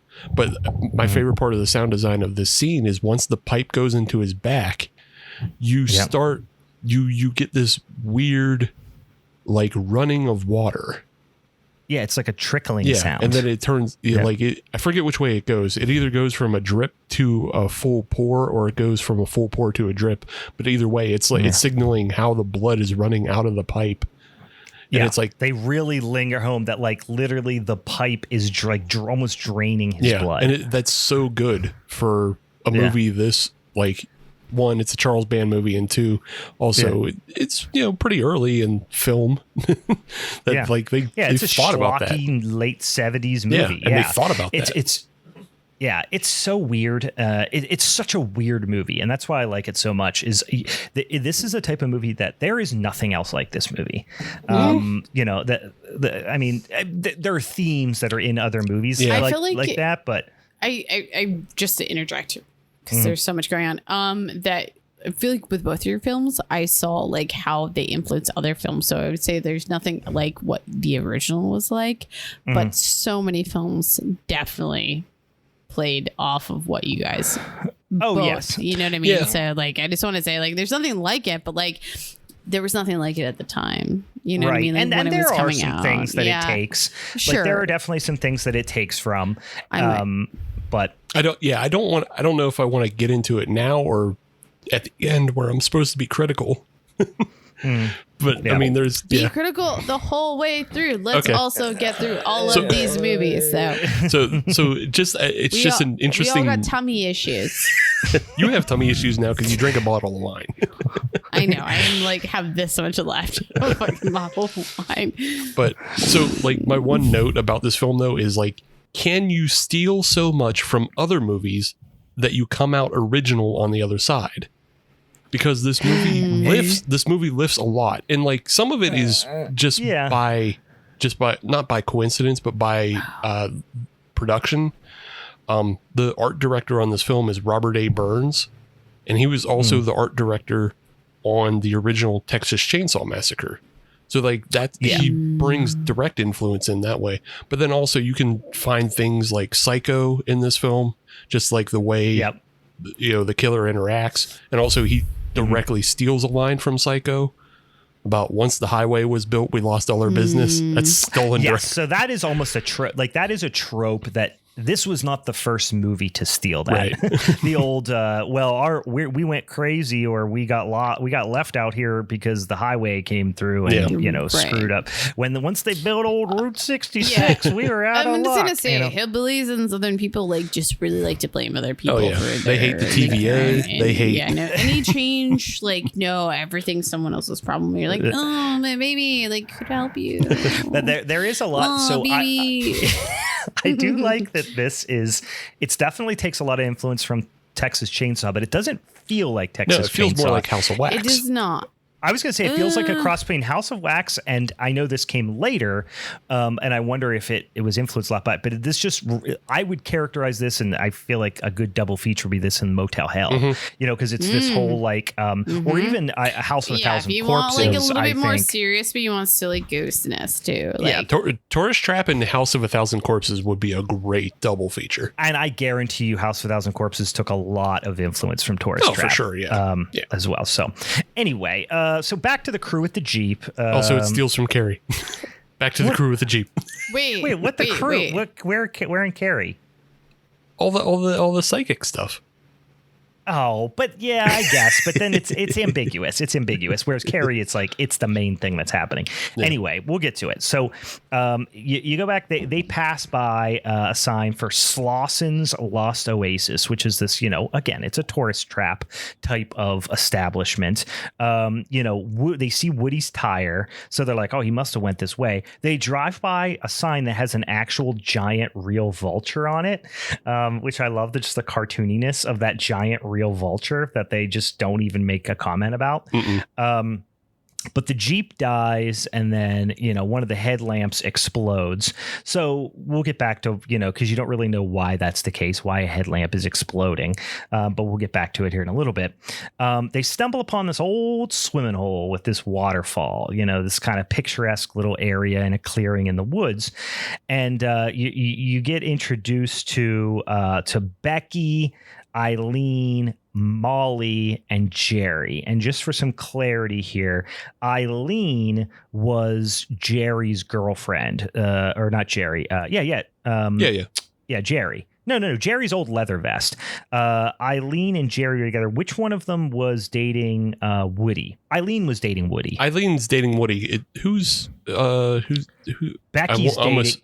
Yeah, Becky is dating. I almost said Betsy, but Betsy's in my movie. Yeah. Becky is kind of pseudo dating Jerry. Jerry's a law student. He's the guy with the Jeep and a sick ass leather vest. Eileen is dating Woody, who's the one who left to get the tire fixed and subsequently got a pipe jammed in his back. Molly's kind of the fifth wheel. She's like the goody a little bit of the group. So anyway, they stumble to the swimming hole. Molly at this point is dressed like Little House on the Prairie. Like, it's really like over the top that she's like the goody almost. But they all decide, some skinny dipping commences. And then guess who shows up? A weird old fucker played by one Mr. Chuck Connors, which I should say Chuck Connors makes this movie. He's so fucking creepy. He's so intimidating. He's fucking huge, first of all. Chuck Connors is 6'6", former professional baseball player. He's one of those old guys who's like, he's probably fucking 70 some years old in this movie. And he could rip your arms off still. Like, he would just beat the living shit out. I would let him rip my arms off. Well, he's an old, I don't know what I see him as cowboy, and I'm like, I know you're a little fucked up, but like I am also a toxic human. So you like. Well, you guys didn't see whenever Meg said you can rip my arms off. She was making these like sexy eyes, like not like slinky. She was doing this like making her eyebrows go up and down, like Macaulay Culkin almost. Anyway, you stop painting my eyebrows on. I did do a shoulder shrug for it too. She was doing her version of a wooga. Yeah, awooga. Yeah. Awooga. So Chuck Connors is like, he is known for westerns, most likely. Yeah, he's a cow. He's known for westerns. If you see him, you're going to know him from westerns most of the time. Big square jawed son of a bitch. Like I say, he's a little older at this point. And he just shows up with a shotgun, and he's Slauson, right? He's Mr. Slauson. He explains that the new highway killed his business and yada, yada, yada. He's creepy, but, maybe nice. And he essentially tells them to leave. And I think the thing that's like creepy about him is he's always going back and forth between trying to be overly nice and charming and being like really aggressive and like controlling, which is very weird. But he tells them, they better leave by dark. Ooh. And they're like, why? What happens at dark? And he's like, one of those shy guys, who's just like secretly then tells you how controlling he is. Yeah. I've dated a few of those. That's your type, the Chuck Connors type. That's what you put on the dating apps. I'm looking for a Chuck Connors type. No. Also, I'm going to say a lot of no's right now. Anywho, so let's keep going. I want to point out Chuck Connors was a two-sport guy. He played for the Boston Celtics and then left for the Brooklyn Dodgers. Oh, that's right. Yes. He played. He's one of those like basketball, baseball people. Okay, is this like a normal thing? Like, I think like back then it was because like pro sports weren't as big, and like obviously they're big, but nothing like their we had Michael Jordan do basketball, baseball. So little reverse. Yeah, you're also talking about the 40s where a 6'6" white guy was the biggest person ever. Yeah. 6'6" was like you were a center at 6'6", you know. It's exactly what he played. Yeah. And then like now 6'6" is like you're fairly undersized. You are below average height for the league. Anyway, yeah, so now we kind of have the main crew, which I said, you know, Mr. Slauson is Chuck Connors. You got Becky, Eileen, Molly, and good old leather vest Jerry. And you know, they take him back. Hey, what's wrong with your Jeep? You know, classic Mick situation. Come on back. I'll get her fixed up for you. Takes him back to his house, which is his little roadside museum where he's got a whole bunch of dang Can we talk about the dummies. Southern charm, though? Yeah. Can we talk about the Southern charm, though? There is still a sense of like savior complex or hero complex that comes with like this whole genre that we're coming to do that like gets people feeling like I'm gonna make you feel so safe and secure and like because like it's like a chivalry thing almost. That Southern charm like really fucking digs into you. That I will put point because we don't really talk about it that often as like the tropes of this genre. This is like cliche at this point for all of our movies. There is some sort of like savior charm type thing where like I'm gonna help you, baby girl. Yeah, I'm gonna take care of you. know, I'm gonna daddy's here. He's gonna fix your car, give you a back rub. I'm like 45 years older than you. It's really weird. Yeah, but he explains that his brother made all these dummies and all these like lifelike mannequins. Sure. It's like a wax museum type of thing, and he's got like a General Custer, and he's got fucking Davy Crockett or whatever, and he's got these, you know, all these different, and then he's got one which you learn here shortly is of his dead wife, which is not that creepy, right?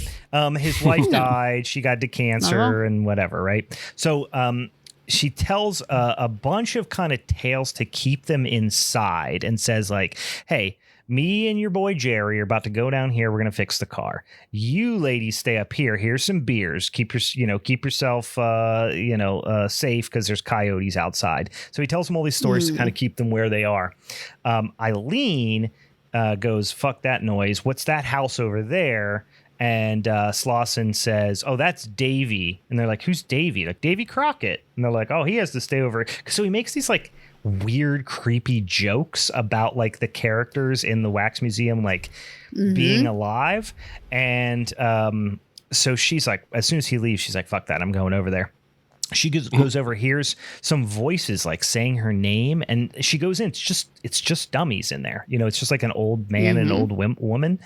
And then the mannequins, one of the mannequins, like eyes start to move that's in there. And then this weird guy shows up with a white bucket hat on and like a wig and this big giant weird mask that looks like a rubber mask, but it's like two pieces, but you can also see his real mouth through it, which is the creepiest part of it because it's like he has two sets of teeth and it's just this really creepy visual.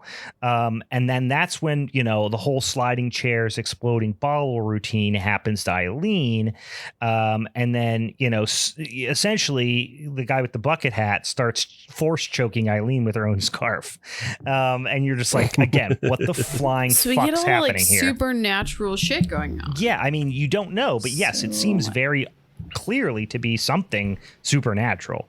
But yeah, something about the double mouth of like there's like the masks have a mouth, and then like the person's wearing the mask's mouth. Like his top lip kind of looks like a tongue that's always sticking out. That's why it's just like upsetting.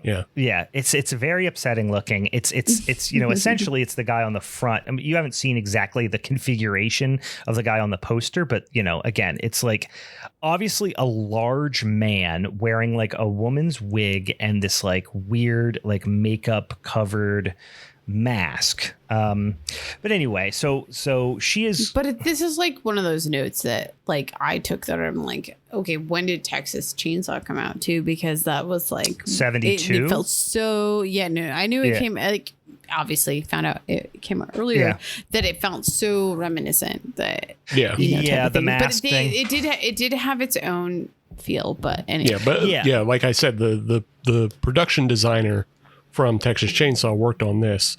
So that's why so much of it looks very familiar is because it's just the same guy, and he was applying a lot of the same techniques, that he learned. Yeah, and the thing that like keeps this feeling so different to me, and like this is easy, so it's like I'm not necessarily giving it a ton of credit for this, but like this all happens at night, out in the woods.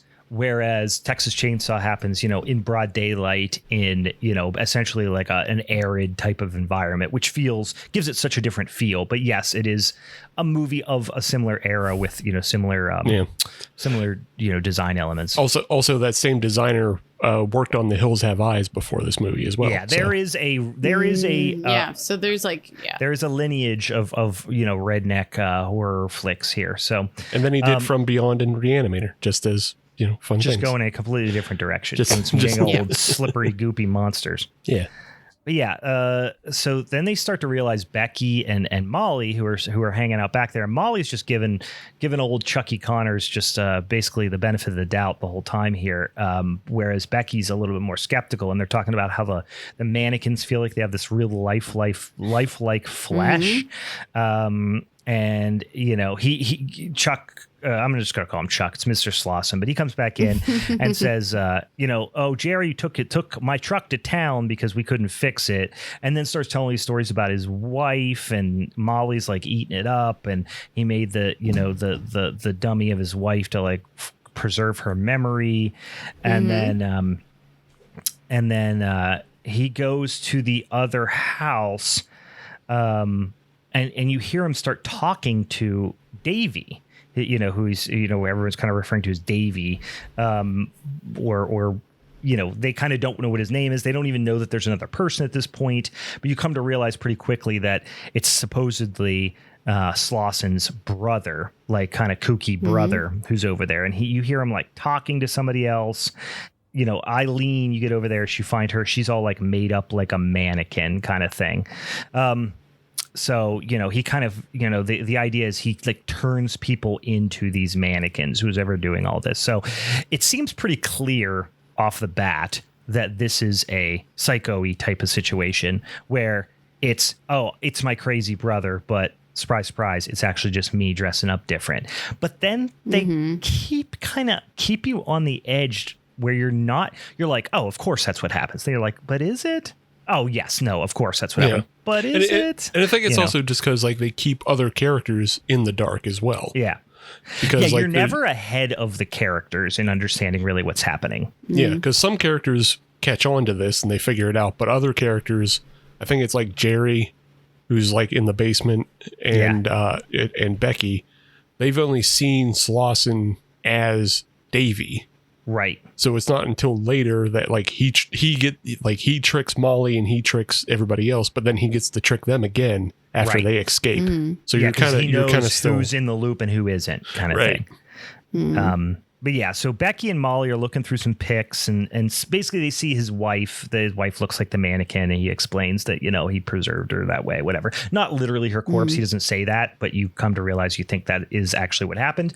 But they just like, oh, hey, I made a mannequin of her to like preserve her memory. Also, like he's clearly like fake limping. You don't realize that, but he's really playing this limp up to make himself seem like a little bit more feeble, because he's like this giant old guy, but he's like trying to make himself kind of seem a little less, a little bit more feeble, I guess.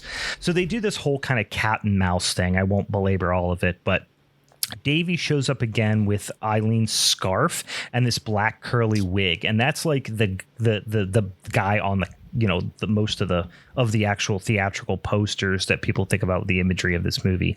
But this whole spook house thing happens again in this bedroom with the chairs and the screaming mannequins and all that, and then Becky whacks the assailant with a mannequin arm, and the mannequins are all like breathing, and they just do this whole like big old-fashioned dog pile on top of her. It's such a weird scene. This is another one of my favorite bits of like sound design. Just the way like you have the weird music in the background, but you have like all of these breathy mannequins, and just like the way they're like, oh no, and then like they some all of them fall are on talking, top. some of them are just breathing. Yeah. And like they're moaning, and then like they all fall. Belaboured incense. Yeah, they fall on top of her, but then like also they form like almost a ring around her, like they're taunting her, and it's just like, Jesus fucking weirdo. They're ganging up on her. But yeah, so the villain here gets Jerry and Becky down in his kind of lair, and there's this other random woman down there who I think we learn her name is like Tina or something like that. Something like it. Yeah, you don't know anything about her. You don't learn anything much about her besides she basically says, hey, I was getting gas and he snagged me up, and she's apparently been there a while, and she's a real downer. Basically, she's like, we're all gonna die, but Jerry is like kind of like this is no big deal to him. Like he's pretty calm about the whole thing. So the bad guy, which I've been calling Davey, which they never really say like, oh, this is Davey, but that's supposedly his, it's the brother supposedly at this point, comes back and he's just doing this wild, creepy voice. It's like this deep, like childish, but like really deep. And he keeps saying they're going to have a party, and he gives them booze and stuff, or like, gives them some sort of drink, which he does. So this is part of the ambiguity of this movie is his victims. He gives them something to drink. Which you come to realize in some capacity, you think that he's drugging them. And that becomes a little bit, it never really becomes clear, but it becomes a little bit more apparent to me later on when he gives Molly the drink and then Molly like falls asleep. So that's why I'm like, oh, he's drugging them, but he never actually comes out and says that. So we'll get into the ambiguity here, but that's one theory that I have. But at this point, he's strapped this unknown woman that you just met. He's got her strapped down the table. He straps her head down to the table. Something about him like hammering the strap to the table right beside her face is just like, I don't know, something about that is very creepy to me. It's so weird because like it's such an arty creative thing that he's into. Yeah. But it's done in such a brute way. Yeah. Like just done as like a dullard. Like I'm really good at mannequins. I'm really good at this artisanal craft. Yeah. But I'm a giant who does it with like these big meat hands. Yeah. I've got giant sausage mitts. Yeah. But he starts to apply the plaster to her face, and that alone is creepy enough because she can't move, and he's applying these big gobs of plaster to her face. So he goes the whole way around the ring of her face first, and then the creepiest part is that he is explaining what's going to happen to her. So he's like torturing her, basically, and he's saying like, I'm going to put it over your mouth and you're going to not be able to breathe. And then, he goes, I'm going to apply it to your eyes and your world's dark. You'll never see again. Like just really over the top, creepy lines, like so just diabolical. But then like also you said, it's delivered by that little kid pretending to be Batman voice. Yeah. It's like a little kid talking, but in a really intensely deep baritone voice. So it's so creepy. And then of course the fucking mask is creepy. And then he's basically saying like, I'm going to cover up your nose. You're not going to be able to breathe. And then he explains that like, you're not going to die of asphyxiation though. You're going to die of a heart attack basically. And then that's literally exactly what he does. And he shows it in this like very painfully slow, thing. And then as soon as she died, apparently she had a heart attack or whatever. And he's like, now you're one of us. It's just, it's honestly one of the creepiest kill scenes ever to me. Yeah. Just the shit he's saying is so fucked up. And the voice and everything. Yeah. And it's completely unique. Like you don't really see that anywhere else except for maybe the House of Wax movies. You see something similar. Yeah. And then it's wild because this movie's rated PG. Because it came out before there was a PG-13 rating. Right. So, like, there's not too much in the way of gore or violence in this movie that would put it as an R. Yeah. So, like, they're just like, I guess this is PG. I don't know. There's not a lot of blood. I mean, there's a couple of instances of blood. But there is just some, like, I can't imagine being a kid and seeing this when I was like, 8 or 9 years old, this would have fucked my life up. The screaming mannequins, and then, like I said, the plaster on the face scene is just it's just so fucking creepy to me. I feel like that's like one of those worst nightmares where you're like, I don't want to ever not be able to breathe, and all of a sudden you're like, when I watched that, I was like, holy shit, I cannot breathe right now. Oh yeah, I can't even imagine how terrifying that would be. And the thing that was the most that line of like, you'll never see again, like that is just like such a fucking creepy line to me. But it's funny and not funny, right after she expires, essentially Jerry fucking jumps into fucking action and like springs out and grabs him and knocks him down like 5 seconds after he dies, and is like, did you just get loose, or were you waiting until the right time and you waited until she died to spring into action? It's like, he don't love that bummer. Why does he care? Yeah, Jerry's a real fucking dick. But anyway, he attacks the bad guy here, we'll say Davey, and he just lifts Jerry off the ground and just fucking chokes his ass against the wall, just fucks Jerry up, and then puts him in chains. Like, all right, you're gonna get out. We ain't gonna let that happen again.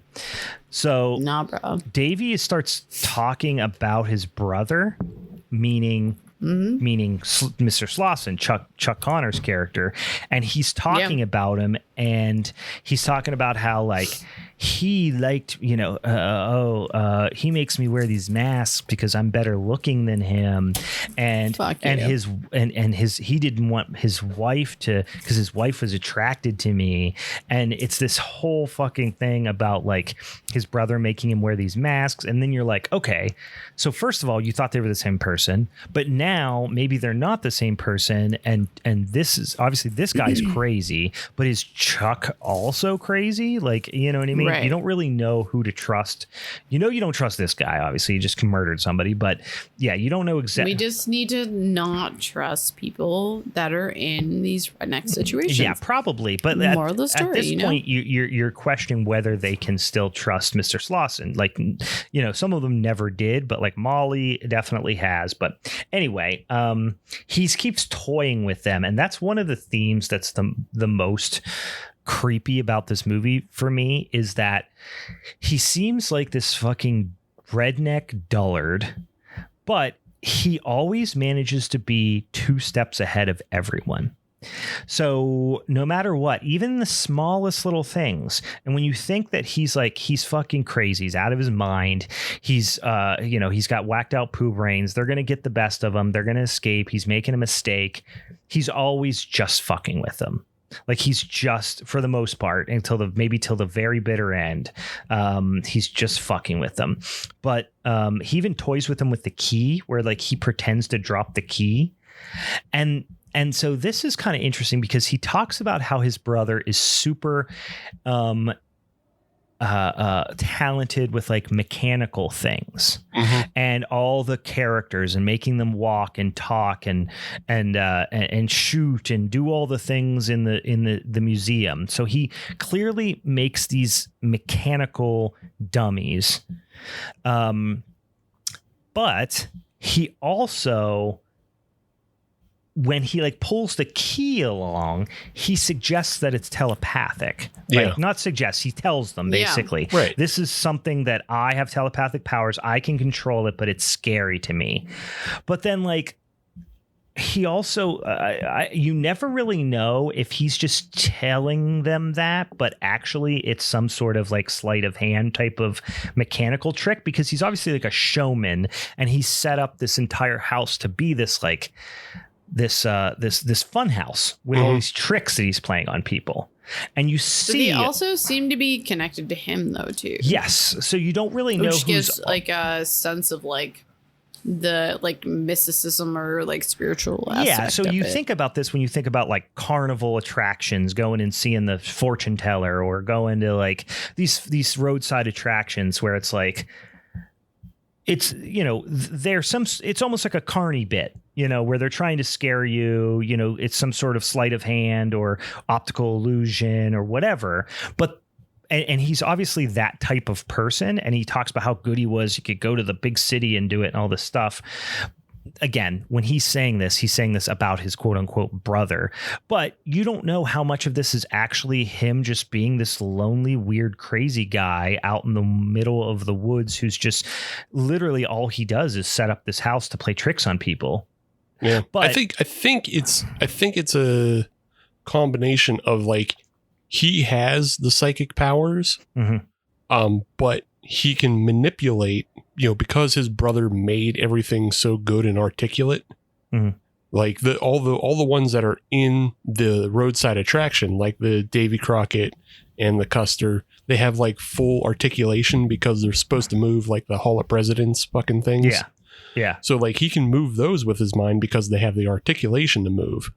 But then all the other mannequins, they don't have much articulation, so he can only move their eyes and jaws. And like when he moves their jaws, he breaks them essentially.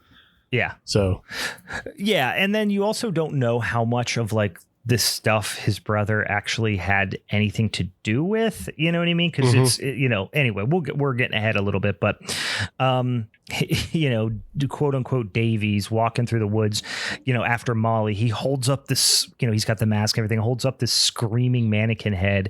And he's just saying, "Hey, little girl, see my friend," which is such a fucking bizarre, again, just such a bizarre, creepy thing to say. And the mouth like opens and screams. I think that's supposed to be Woody's head. That makes sense. It's just like, it doesn't completely play as well, but he's supposed to like be frightening her with, somebody she knows.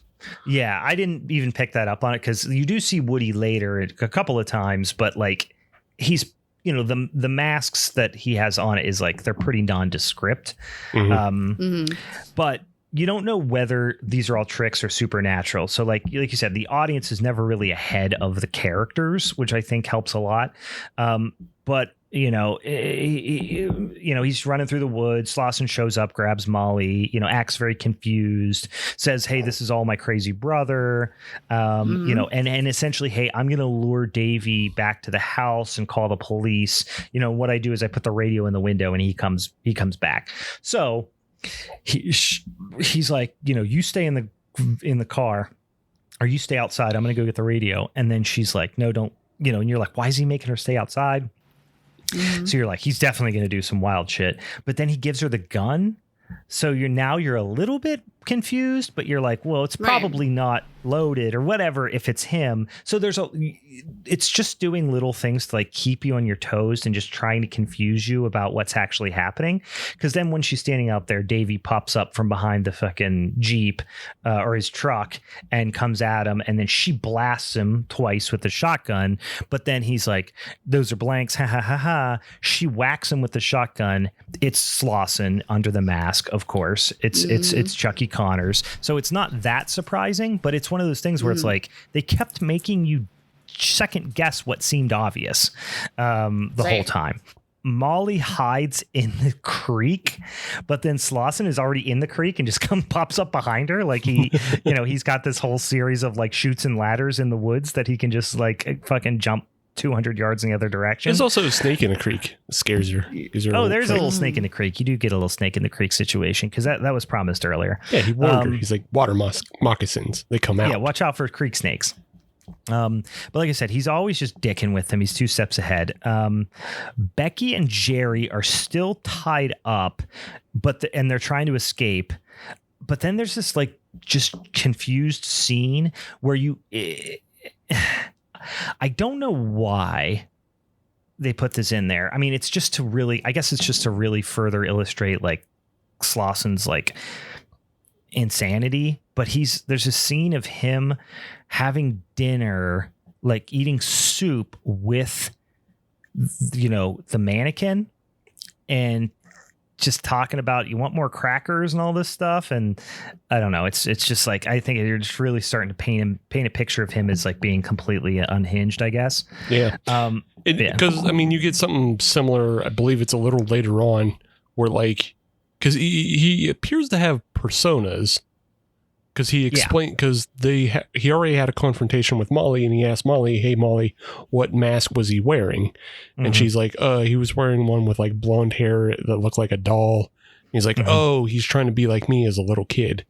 Yeah. And so like you see that later on where like he is in the living room with the mannequins of his mother and father, and he's playing with dolls, like dressed as himself as a little kid.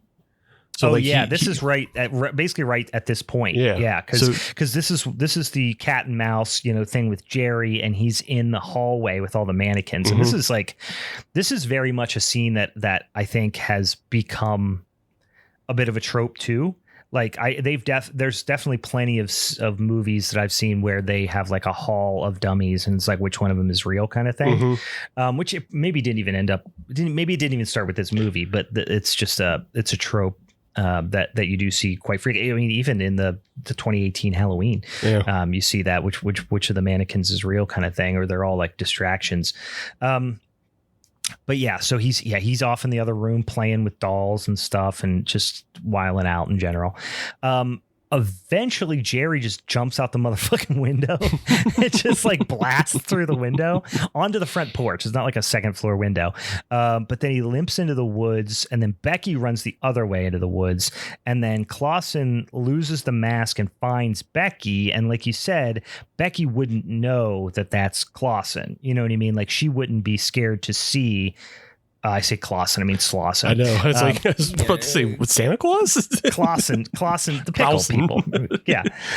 Clausen's pickles. No, but Slauson, she doesn't, she wouldn't know to be scared of him. Right. So, he takes her in, shows her the whole wax museum is now all kind of come to life, including a wax dummy of Woody. And they're all shooting at her and throwing tomahawks at her and stuff. And the old Chucky's just sitting there kind of just giggling and goofing.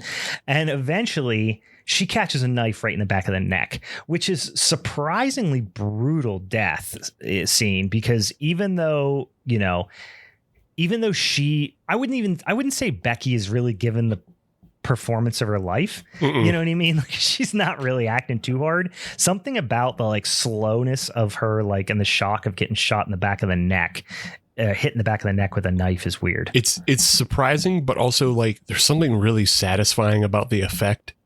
And I did find like how they did it, because it like it's not it's a held on shot, and like the knife handle appears to pop out of nowhere. I was like, did they just pop it out of the back of a wig?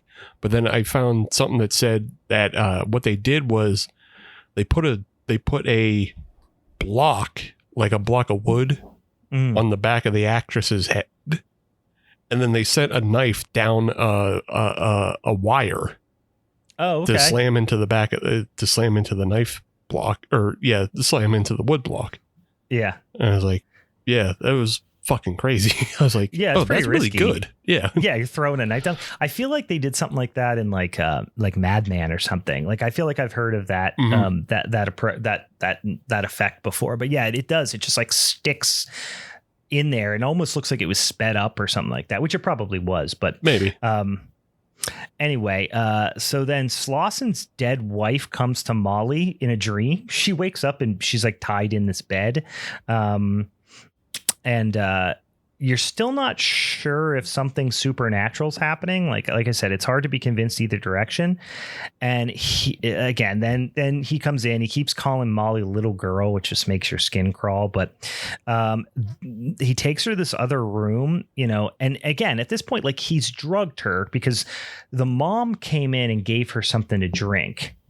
Right. And so you're assuming that he's drugged her in some way, but then she just like takes a nap on the ground, kind of like she's clearly trying to like stay conscious. And she tries to she kind of comes to and tries to crawl away, but then he's almost waiting for her to do that, because then he makes all the mannequins come to life and do this whole like weird singing thing. And you don't know if she's hallucinating or if it's mechanical or if it's supernatural or what, but he says it's all three. Yeah, it probably is. But he says it's time and explains about, his brother, basically his brother, he killed his brother and his wife because they were what he says whoring behind his back. But he explains like his intentions are never really there 100%. You know that he wants Molly to like represent his wife in some way, but you don't know if he wants to kill her or like make her into a mannequin or just like, I don't know, have his way with her. You don't know, but you don't really know. But he keeps trying to kiss her with the mask on. It's very unpleasant. And like just Chuck Connor's performance, I'll say, like, especially here, is wild. And I think I read or I remember at some point with him being or this movie, maybe it was on The Last Drive-In or something else, that like this kind of like he was definitely towards the end of his career, but this like kind of fucked up his career a little bit because then like people were like, oh, you were doing some like unsavory shit. Mm-hmm. It kind of makes sense. I don't know that it fucked up his career really, because like he still went on and did a whole bunch of other like TV stuff. Chuck Connors is like, when I watch this movie, Chuck Connors makes me think of Leonardo DiCaprio's character in Once Upon a Time in Hollywood, because like he was a guy that like he had all the big Western roles and all the big war roles, and like that's what Chuck Connors had. Chuck Connors, like he was in Gunsmoke, he was in all these other films where he played like a World War II vet, something like that. And then just like as things progress, as he got older, you had to take like shittier and shittier jobs. Yeah. And so like Leonardo DiCaprio's character took all the shitty jobs that were like Italian exploitation films. Yeah. Chuck Connors takes fucking horror films. Yeah. Yeah. You might be right. Yeah. Yeah. I don't know that ruined his career is the right way to put it, but it like kind of, it reframed him for people a little bit. Yeah. Or reframed his career a little bit. Because I mean, like after this, he does like TV, but then also does some other things. Like he's in a movie called Terror Squad. He's in a movie called Maniac Killer. So like, he's in another movie called Taxi Killer. So like, he becomes more of a genre guy. He definitely takes a genre. And I think like, because in this film, he's a really good actor. Like like you said, he sells this movie. Yeah. Because he has like this intimidating nature about him.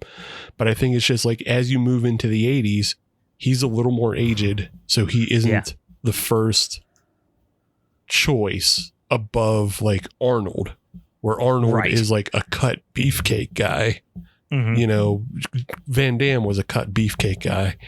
Yeah. Stallone cut beefcake, Connors was like old grandpa strength. Big old barrel chested. Yeah. He wasn't coming in there. Wait, are we talking about like farmer strength too? Because that is a fucking thing.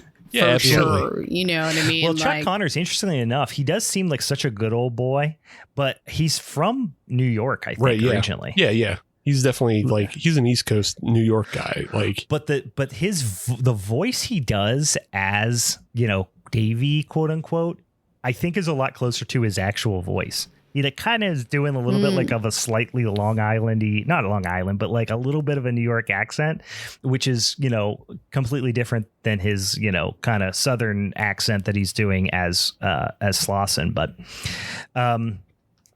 so we're this is the end scene here, end sequence.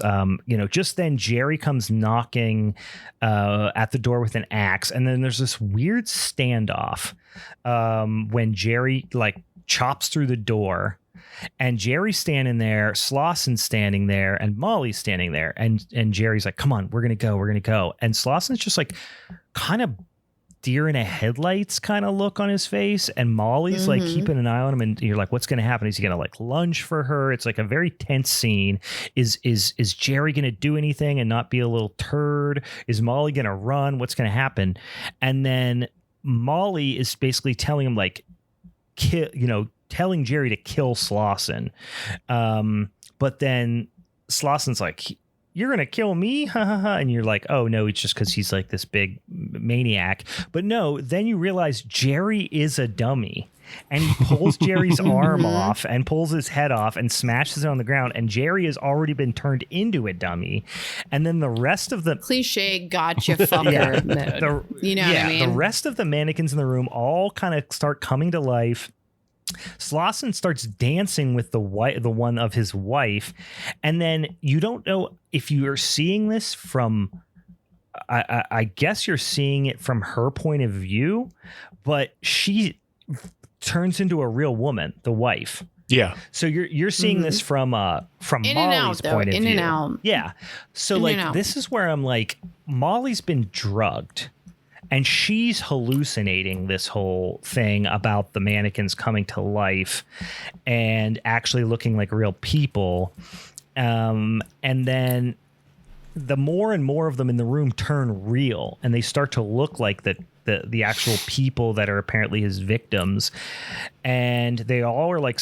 But I feel like the movie does a great job of like making you as the viewer question what's real and what's not. Yeah, you're just as confused as Molly is. Not like from start to finish, and I think that's a unique thing that you don't always get because like. There are times you're like, oh, is there supernatural things happening? Oh, is there like something real? Whether there's drugs going on or like whatever. But like it could even be as much as like a Stockholm syndrome. Like, oh, this is so fucked up that I'm now making up shit in my mind. Yeah, she's cracked or something. Yeah, but it's. I mean, she does have the wherewithal enough to pick up the axe and like sink it into the back of Slauson's neck and assumedly kills him. And then Molly screams, and then you hard cut to the vulture on the sign, Molly driving down the highway in Jerry's Jeep with her friends in the back who are all dummies. Yeah. And then it's the fucking end. And just the face she's fucking making is amazing. Like it's one of the great freeze frames. She has this I know I've used this phrase a lot with this movie, but she just has an unhinged look on her face. Mm-hmm. It is a wild, confusing ride that they never really explain anything. And you just, And I'm okay with that though, too. I'm like kind of okay with that. You really feel like you empathize with Molly because you're exactly as confused by the whole thing as she is. Yeah. I think I feel like you can't put it all on drugs though, simply because of the opening scene, which is Woody being terrorized. He doesn't drink anything. He's not drugged. But all that stuff is like could kind of be explained by like mechanical things. It could be mechanical or not all of the stuff out of the cabinet though. No, all the stuff out of the cabinet and the knife. A magnet, but some of it, they could, yes, it seems silly to say that it could be mechanical, but also there's a lot of far-fetched things that are suggested to be mechanical. Right. Like that's one of the creepiest things about the mannequins, even the wax ones in the wax museum, the more detailed ones, is they're clearly being acted as people, people were in those costumes, so they move in a very lifelike way, just like slightly robotic, which makes them even more creepy. Yeah, because it's not like just a hinge. It's a full arm musculature. It's not just like a hinge you would find on an action figure. So that's why it's far more creepy. That's why I'm willing to say that it's all three of mechanical, psychic, and drugs, because I think you're right. Like, he maybe drugs them to keep them pliable and keep them docile in a way so that they're not fighting back. And that's why, like, at the end, Molly is seeing the wife as a real person, you know, like maybe he does just have the psychic power to push people that way. You have all the instances of him like sending like the psychic whispers of their names to draw them into places. So, or him doing the old eyes where he like looks at something and it springs to life a little bit, Yeah. So, yeah, there's definitely something going on. It's never fully explained. It's always very ambiguous. And it's just fucking weird. It's a weird movie. And that's why I like it so much. And Chuck Connors, he makes the whole movie. Yeah. That's why I think the movie was a lot of how much can you steal from everywhere else, because Texas Chainsaw, Carrie, and Psycho, and House of Wax had all come out beforehand. They're just like, we like all of these movies. Let's put all this into one movies. Yeah, this is not this is not a movie that I would call like an artistic vision of a singular person. This is like let's go make a fucking horror movie and sell some tickets. You know what I mean? Let's get some butts in the seats. Put fucking Chuck Connors in there. Did they do that with like was Chuck Connors like the biggest pull with it? I think so. I think for a low budget, you know what I mean? I think for a lowish budget movie, they were like, we can get Chuck Connors. Everyone grew up watching this guy. Everyone's going to know his face. He's going to get butts in the seats. And so it's a little it's the right amount of schlocky. You know? Yeah. And like I read some of the IMDb trivia, however, trustworthy that can be. But like two things they pointed out was like, one was that they spent a sixth of the budget on the guy who wrote the score. So to get him the right to score, he charged him like a sixth of the budget. And then the other one was like the director of this film originally was trying to get John Carpenter to direct it. So there's like, it's another thing of trying to pull somewhere else. Like John Carpenter had just finished Halloween, so he was trying to pull more from we can get the guy from Texas Chainsaw, we can get the guy from Halloween, we can get all these elements in here to make this our great big good film. Yeah, and then PG'd it. Which is I wonder if that was part of the. I wonder if that would have been part of the.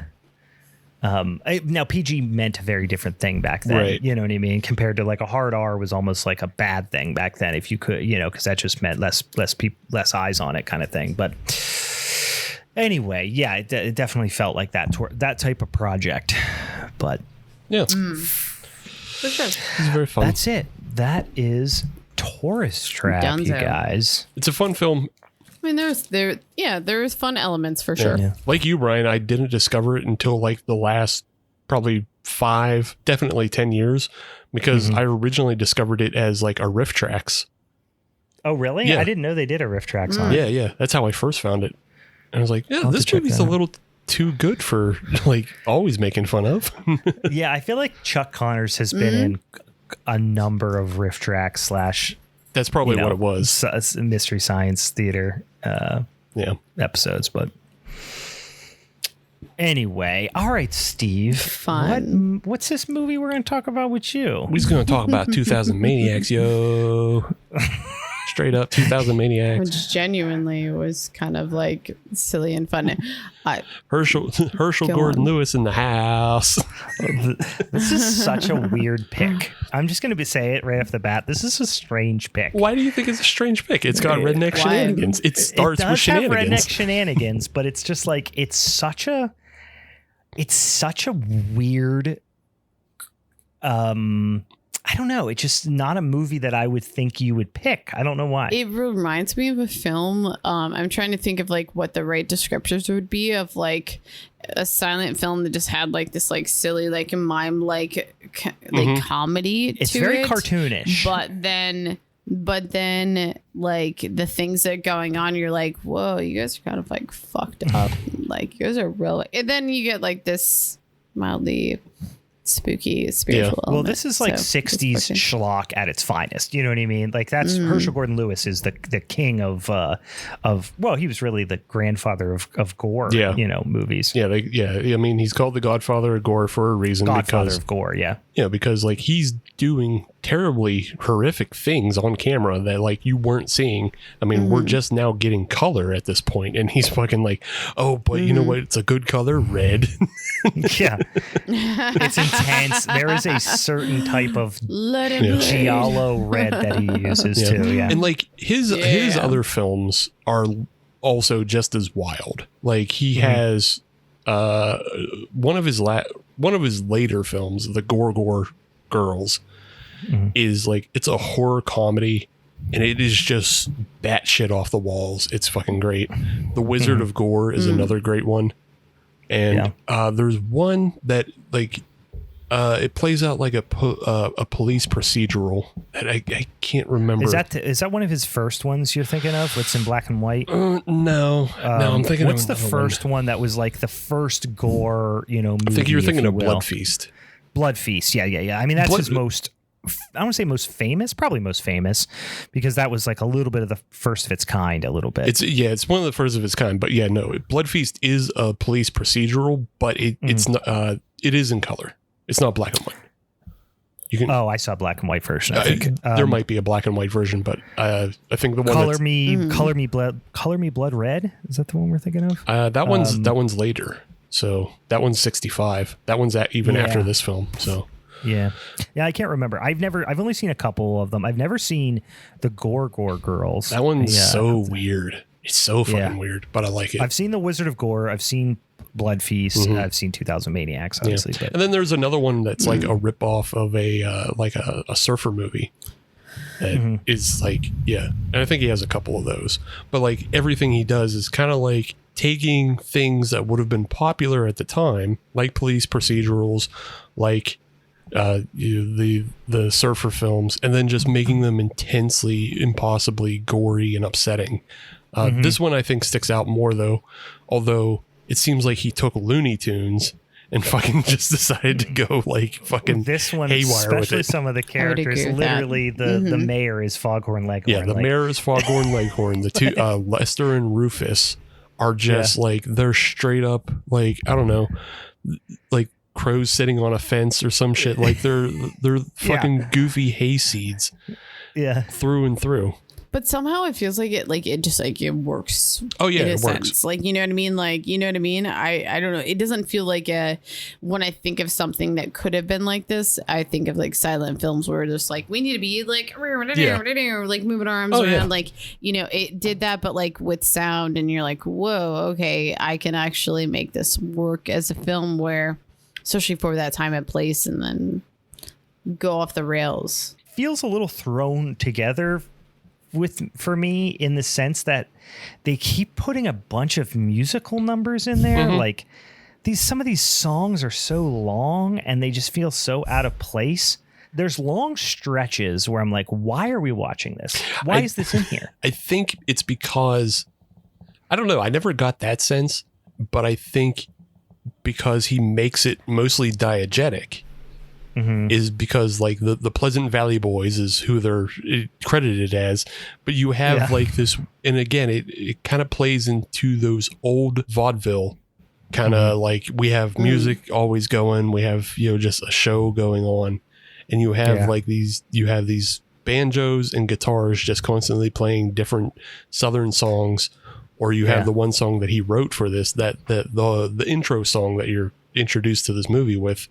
Of like the South Will Rise Again, like Herschel Gordon Lewis wrote that song. Really? I just assumed it was some old weird Southern thing.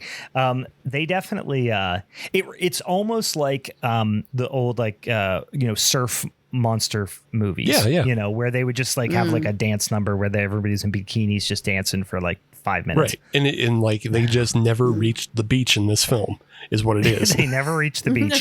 No, this is they were heading south, guys. We were trying. Speaking of heading south, this movie is kind of the opposite of Birth of a Nation in that instead of taking like Southern people and like Southern, specifically slave owners and racists, and like and glorifying the Ku Klux Klan and all that stuff, like Birth of a Nation, this takes the South and basically just makes them all look like absolute fucking monsters. Yeah.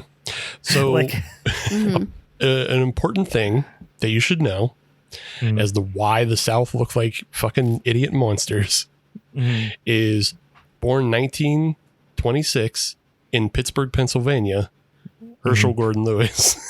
Right. So he is a hometown boy who's more than likely very accommodated with like how stupid the outsides of Pittsburgh were. He'd been out to Butler County a couple times. He knew what was going on. 2-3 times. But then also he lived in Florida a lot as well. So yeah. He got it everywhere. He knows what's up. And I think, I can't completely speak to his politics, but I think he's very just, not into the South and what they were up to. But the film starts with it starts with the head of the family gag. It starts with a cartoon detour. It's like we saw it in another film, but I forget. But it's somebody setting up a sign that says detour, and they lead him down a dirt road, and then you have Rufus in a tree, and he's spotting cars with Yankee license plates and sending them down this dirt road. And this scene goes on for, I just looked up also, this is going back just 5 seconds, but he's, Herschel Gordon Lewis is also a Jew. So that makes sense, right? A Jew, Northern Jew, probably villainizing, the Ku Klux Klan and all that stuff that you associate with the South. But yeah, this scene went on, I don't know, 5 times longer than it needed to. Yeah, sure. But I mean, that's everything from the 60s. Yeah. It's just like you get in the first 30 seconds what they're doing, what the scam is. But then you have to see the guy with the half untucked shirt waving to the guy taking his hat off, climbing the tree 20 freaking times. And it's so funny though, because Lester is leaning up against the fence post or the sign to Augusta, Georgia, and he's waving on another car that has Georgia plates, and he's just on your way as you were, don't worry about it. So MBU. But the cars get led into Pleasant Valley, and it's it's just kind of that one road town. They have a main street, and that's about it. And then you get 2 cars full of people just swarmed by Southerners swinging Confederate flags. And I think I was that. You see a bunch of Nazi youth running at you. Oh my God. I'm just gunning it and running all those kids over. Yeah. And I think it's probably it's probably kind of an of the time thing, but in the 60s, it's probably a little more accepted to be waving Confederate flags, even though they're traitors and losers. They shouldn't be. You lost and you're a traitor. But I don't really want to get super far ahead, but to kind of unveil the mask with this whole situation is this feels like it's such a time and place situation. And we obviously kind of learn that later. So this whole thing that you're experiencing, it feels so surreal. But then you understand why and how. So I don't know how much I should reveal right now, but I mean, we walk into a completely surreal situation. Absolutely. Yeah. And I think that's kind of what works to put you on your heels immediately is that everything. Oh yeah, no, but the kid put a fucking noose around a cat though. I was I'm done. I'm done with this movie. Right now, I'm fucking over this. You know what I mean? everything is kind of a weird hunky dory type of thing where everybody's partying and everything, but then you see kids with nooses, and I think for people in 2023, even if he didn't put a noose on a cat, just having a noose would be next to a Confederate flag would be insanely upsetting. You know what it's when you know it's happening. Yeah, I didn't need to put her on a cat. I would have been you're putting her around someone who doesn't look like you, right? Because you're a piece of shit. Yeah, which is interesting though, because there are no people of color in this film whatsoever. So they just wanted people from the North, in general. So they weren't necessarily even going after people of color in this, which was an interesting move. And I don't know if there's any research behind why they did that though. I'm kind of glad they didn't, but because it would have created a totally different layer to this movie that might have complicated it. Yeah, I but don't. It's a North versus South movie. Basically, it's a fuck the North. Yeah. They're just saying fuck the North, which is funny. I mean, when you think about it, so I don't have any heritage in this country before 1915 or something like that. So you think they're just capturing people from the Union States, but those people weren't even part of the fucking Civil War. Their families weren't part of the Civil War. But then you kind of learn the reason why at the end. Yeah, because it's Ghost Town. But the remake of this 2001 Maniacs, they do include a black character. And it's a really, really dark scene. That's the one with Robert Englund in it. Yeah, Robert Englund. Yeah. It's a really, really dark scene that they they dispatch him with. Mm-hmm. But yeah, you have these cars roll into the main street and everybody's waving Confederate flags, and like it's more off-putting for us now than I think it would be back then. Mm-hmm. But they basically get swarmed, and these 6 people, they're told, hey, you're the guests of honor. We've been waiting on you, not for you. Hey. Yeah. Meanwhile, this is all Mayor Foghorn Leghorn, by the way. Yeah. He's like, I say. Like, it's just so cartoonish. It's so cartoonish. And like, he's such a buffoon. Yeah. Like he feels like a lot of kids I went to high school with who like, they learn one smart fact and then they can't stop turning it on you. Like the one smart thing they learned that they can use a gotcha on you as. It's like, whatever, you still can't read. Leave me alone. There's people who are like, I don't want to be devil's advocate, but right, yeah.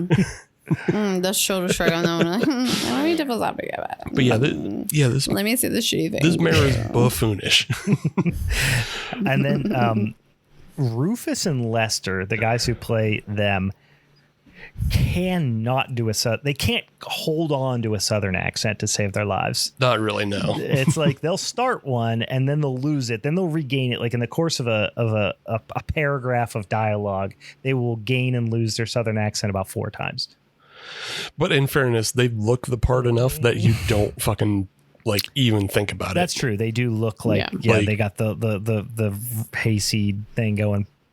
Yeah, the guy playing like Rufus is like kind of bug-eyed and his eyes are going everywhere, and Lester is like filthy. Like his shirts are always wrinkled and untucked, and he looks like he's covered in oil half the time. So yeah, he looks like he's a mechanic type, kind of country mechanic type. We were talking about my movie and talking about how good the sound design is. This is the opposite of that. They feel like they have 3 mics for the entire shoot, and they just place them in random spots in the street and hope it picks up the dialogue. To be fair, I think Tourist Trap has gotten a Blu-ray remaster at some point. Yes. I completely agree that my film did not fucking equalize any of its sound at some point. It was so hard to even hear the dialogue at times. The dialogue, I don't know. I was able to hear the dialogue, but like the music stings come in sometimes so loud. It was screaming. Yeah. Sometimes it felt like the people on screen were screaming in your ear, and then sometimes you didn't even hear what they were saying. There's a lot of joyous occasions going on too. Sidebar, like I was just like, it didn't come off too jarring to me. No, I think the joyous, like all the joyous hooping and hollering, like really plays well into the fucking sound design, because it's like it lends to the title of just 2000 Maniacs, because it's just people like overjoyed to fucking misbehave, and then like you have people screaming over top of other people screaming. It just I don't know, it just plays well. And again, it's that upsetting behavior, but also it's juxtaposed is what it is. It's just like it's upsettingness, the same way where kids are playing with fucking lynching ropes. Yeah. Like that's upsetting, but also they're having a good time. Like, let kids be kids. Yeah, boys will be boys. I don't like that. But I hear you. You're not supposed to like it. I think like even back in the 60s, you're not supposed to go, oh, boys will be boys and choke cats. Like you're not supposed to be okay with it. But it's like it's what they'll do. We have documentaries about that type of shit now. Oh yeah, that's a big red flag. Did you torture animals? Did you have a head injury? SpaghettiOs. We say no SpaghettiOs on that one. Yeah. Okay, SpaghettiOs. You're probably a serial killer. Watch out. You wet the bed too? Trifecta. You got it. Grew up in an abusive household? No. Gotta go. Baby girl. Not good. Yeah. But yeah, so the 6 people, they get led from their cars. They get taken to the hotel. They're told, oh, we're going to treat you so well. You're going to be our guests of honor, this, that, and the other thing. And then just from there, it becomes like a slow picking off of all 6 guests for this centennial celebration, which, anybody who does the math, 1964 to 1864, oh yeah, that's like when the Civil War was ended. That's Civil War times. Why are they celebrating the Civil War? You guys lost. Don't be traitors to the Union now. You can't do that 100 years later. It's bad. Big no. Yeah, racism aside, there's plenty of racism in there, but also you're traitors to the Union. You lost. You don't get to celebrate. Yeah. I wish that was like such a clear, like, I wonder if that was like just like the point and goal of the movie, like, hey, yeah, no, see, this is why you guys just like go away at some point, at the end of the day, yeah, you just like go off and ghost off, and then you pop up every once in a while, and we'll just like work to remind you, like, yeah, oh my to God, remind you, maybe like you didn't win. Go away. Yeah, but we still are okay with you to exist, but maybe not. Go ghost off. Yeah. So the first two to die are John and B, and they are a weird couple because they're married, but also they cheat on each other constantly. Yeah, it's and just like a weird kind of pretty into it, which is like, you know what? Again, yeah, oh yeah, not gonna get yucky yum. Do your thing. That's fine. I'm like cool with that. Like, I want to hear more stories about this. Like, I want more of these love stories. Brian, you may not be into yucking their yum, but they're definitely into cucking. I don't even know if it's cucking. I think it's like literally like separate but equal. Like, baby girl wants to go get her thing. I think they're cucking each other though. Like they do. That is what they call it in the South. Separate but equal. Three-fourths of the time. Three-fourths of the time, they like the separate but equal. I don't feel like watching. They just like want to be like, I want to pretend like I don't know that you're about to go fuck someone, but I'm also gonna go do that too. But I'm also gonna pretend like you're not. So we're so faithful to one another. See, I think the piece we're missing, because they both get killed before it happens. The piece we're missing is where they come back and tell each other about the people they were cucking their yum to. They wouldn't. That's what I'm saying. Like, you don't think they would tell? They don't. I don't think they're the type of couple. I think they literally want to be deceitful. They're like, I get off more by her not knowing and him not knowing. Yeah. Mm-hmm. See, See, I felt like B was going to come back and tell John about how big Harper's cock was, and then like. No. She might have mentioned how big his like dildo collection was, though. By shape and size. And then John would have retorted with how good Betsy's head game was. And then that's when they get into a competition with each other and they start hate fucking. Right, and then they get real horny. That's like you guys are bordering on fanfic right now. It's good fanfic. First Gordon Lewis fanfic. Hell yeah. It's actually a porno fanfic. Let's be real. That's what like all this whole movie is, Meg. Welcome to fanfic. I'm shooting extra scenes for this movie. Yeah. Why do you have your camera out right now? I'm adding to it. I'm making it better. Don't ask and I'll questions. fix the sound design. I'm making it better. But yeah, B and John, they get lured away because they're both whoring around on each other, as we learned the term from last film. Whoring.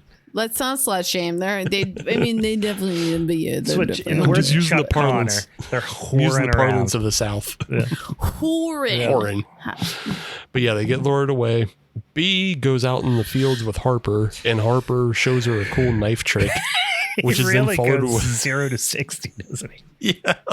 He's like, check out this knife, like, which is like such a like a 12-year-old thing of like, look how sharp my knife is. I got a cool knife at Rogers, and it's really sharp. Check it out. And then like he cuts her thumb, and she's like, "What are you doing, you stupid idiot? You cut my knife, or you cut my thumb." And he goes, "Hold on, I'll fix it." And then just cuts her entire thumb off. Yeah, as I said, it goes from 0 to 60. It's like, hey, we're gonna go out in the woods and fool around. Never mind, I'm gonna cut your thumb off. Yeah. It's just such an intense thing to do. And the way to fix that is to bring her to the mayor, because the mayor would know how to fix a cut off thumb. Yeah. Which just leads to them cutting her entire arm off with an axe. Yeah. Which, like, for 1964, both of these are really graphically violent. Yeah.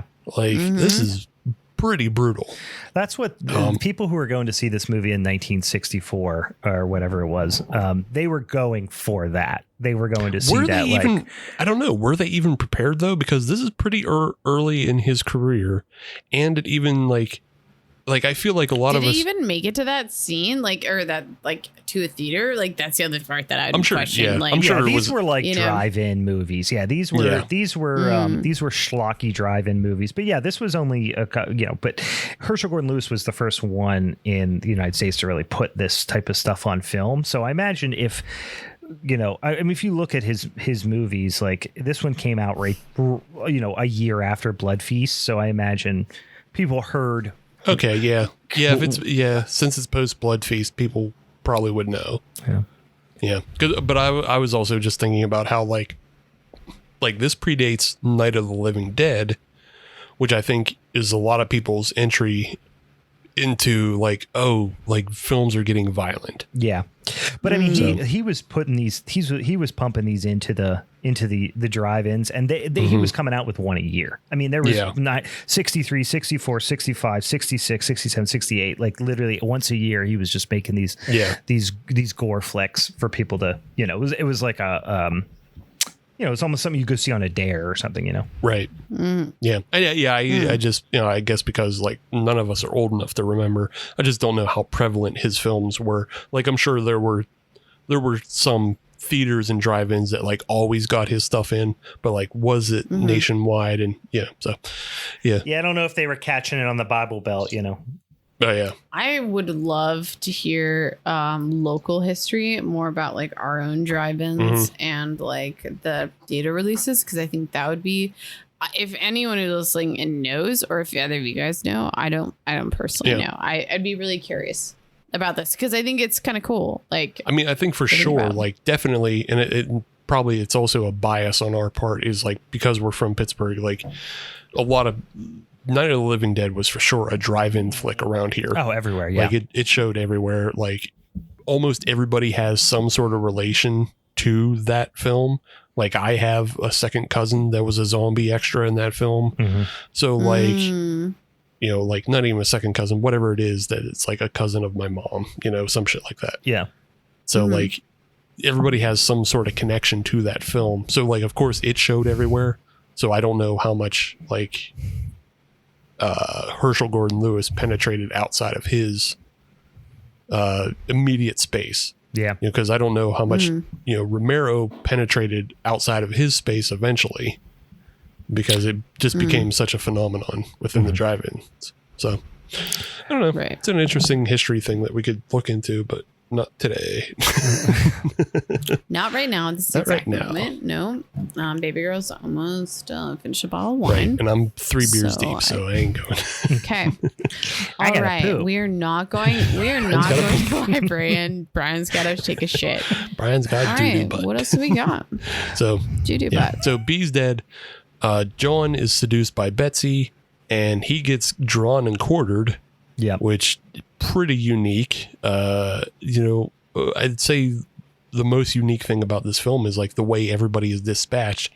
It's just things you don't see in film in general. Yeah. Like the only other films I can think that have drawn quartering is the remake of this film and Braveheart. Yeah. Yeah. I mean, I feel like that's something you would get threatened in a lot of like Westerns and like old, like kind of Roman, not Ben-Hur necessarily, but a movie like that. I can imagine, somebody being threatened with drawn and quartering, but that's something you regularly see. I do want to make a note of that. The irony was not lost on me when they are playing, Rolling in My Sweet Baby's Arms while they're cooking her arm over the fire. Right. That's a good one. Yeah. So B is, on the spit roast, in pieces. Yeah. As they're at this jamboree. And this is where your kind of two main protagonists of Tom and Terry, like they become suspicious of like, what is this all about? Like, why are you guys celebrating? For what reason? What's going on at this? There's a weird hand looking thing on this spit. Why? John is blackout drunk on moonshine. Yeah. which is why he's pretty easily subdued and tied to horses. And, they're let off and he's ripped apart. And you have the other two are Beverly and David. And they are, they're just another couple that was traveling with the Millers, B and John. And like, they're slightly on edge, but they seem pretty dumb to like what's going on around them. Yeah, they're just going with the flow. They're pretty compliant. Yeah. It's not until like the next day after, everybody, after B and John have been torn apart, because they also know B and John fuck around on each other. So they're like, oh yeah, they're off fucking, whoever. They're banging the people of the town. Aren't they like, then you say like, they're on a boat ride or something. And then you just see like Wally and the Beeve they're just throwing their limbs in the lake. They're throwing sacks in the lake. Yeah.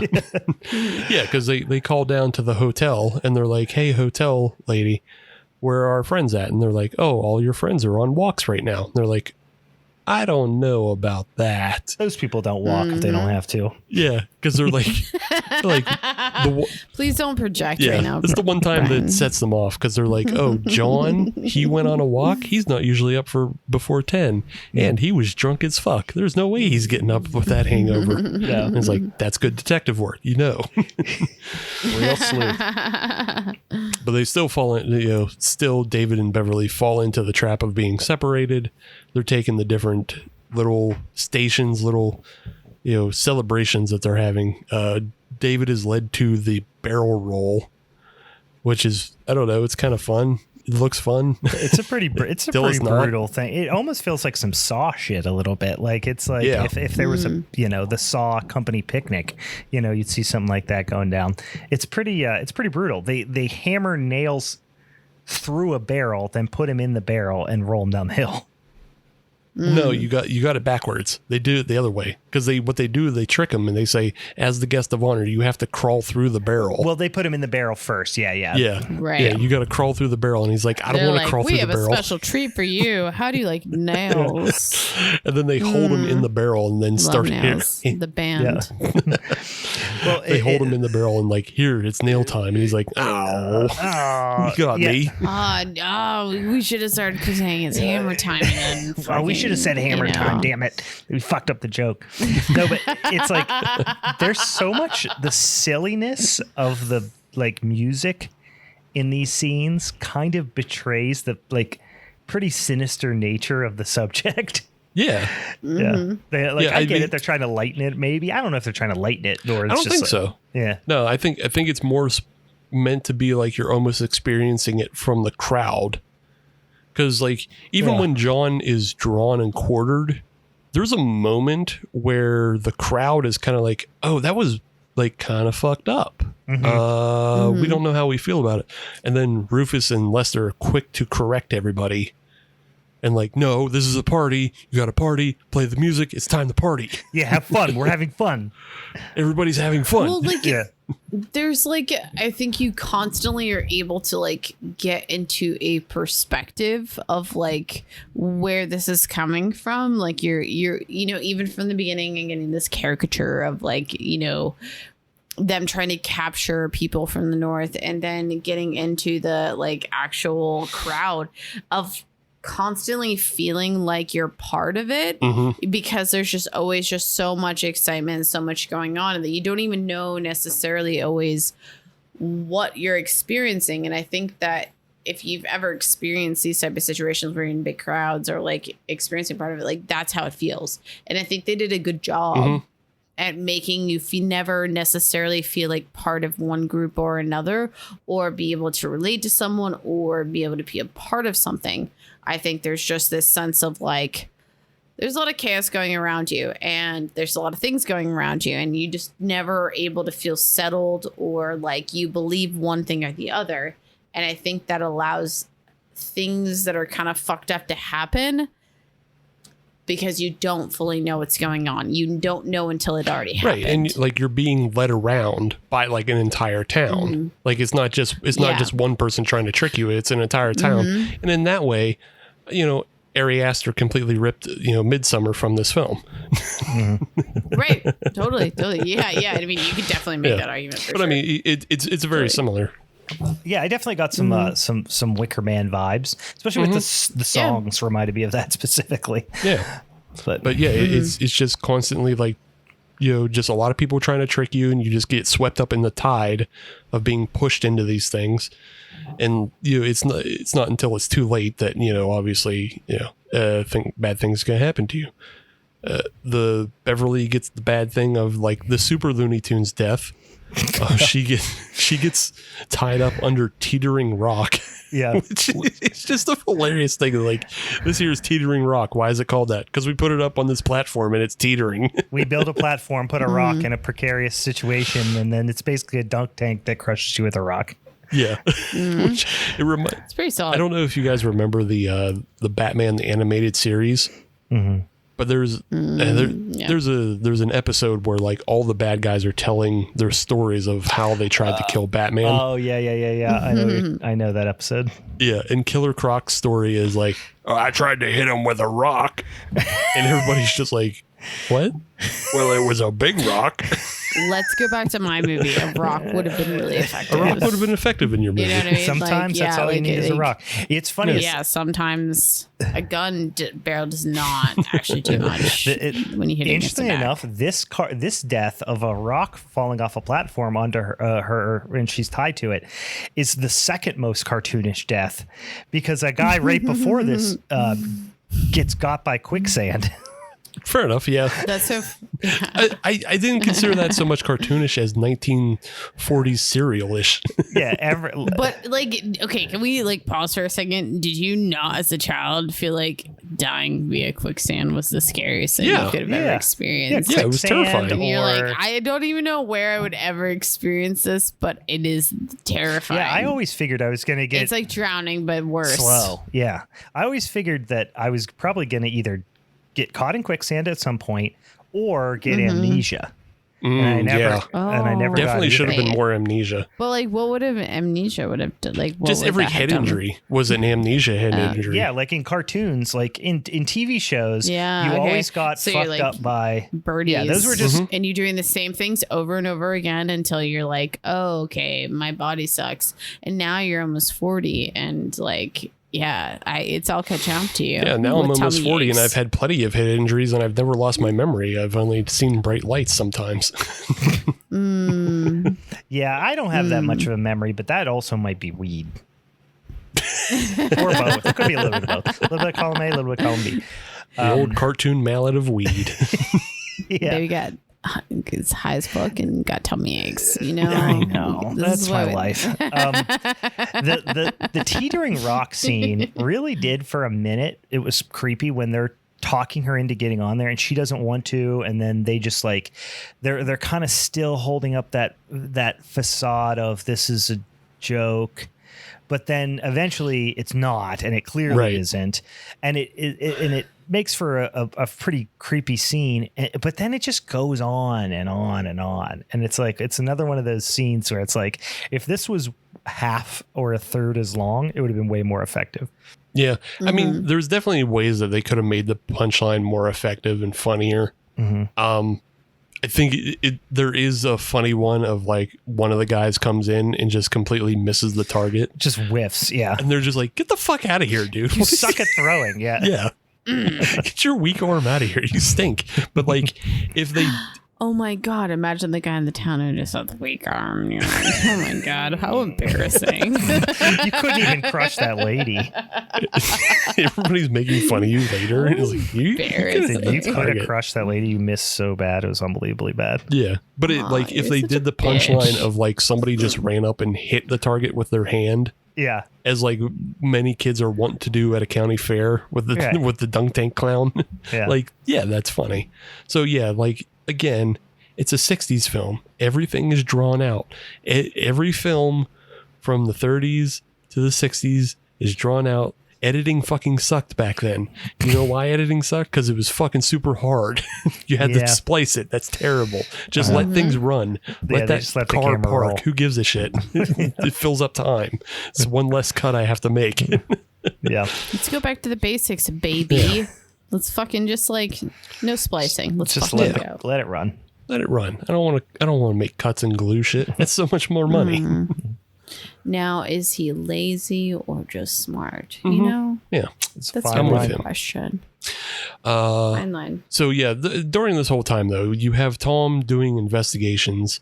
Like he's making calls. He's trying to make calls out. He finds a fucking rock that tells about how the Unions mutilated a bunch of, essentially killed the entire town, which I don't know, didn't make me feel bad. I was like, we probably need a new Sherman today. So I don't know what I'm upset about. I'm supposed to be upset about. What am I supposed to be upset about right now? Yeah. What am I supposed to be mad about? I'm for a new Sherman in 2023. Let it go. But yeah, Tom convinces Terry, like, hey, it's time to get out of town because we're about to go. They run out of town, and as Brian mentioned, Harper is chasing them and gets stuck in quicksand and drowns. And there's a slight moment of Tom hesitating, and he's thinking, should I save him? And then does the smart thing, unlike Wolf Creek characters, and just says, no, wait a minute, no, bye. No, obviously not. Obviously not. Bye. Oh, it's no. Baby, you can handle your shit. Yeah. Everyone is resilient. Yeah, okay? You should have known not to run in there. This is your area. Let's start giving horror advice. If you're in a scenario, they can always handle themselves. I promise you. Figure it out. Terry and Tom run into town, and they trick young Billy. They promise him candy, and he gets them to the garage and gets the car, and they promise him, hey, you can drive 70 on the highway. And he's like, hot diggity dog, 70. He says hot doggy. Yeah.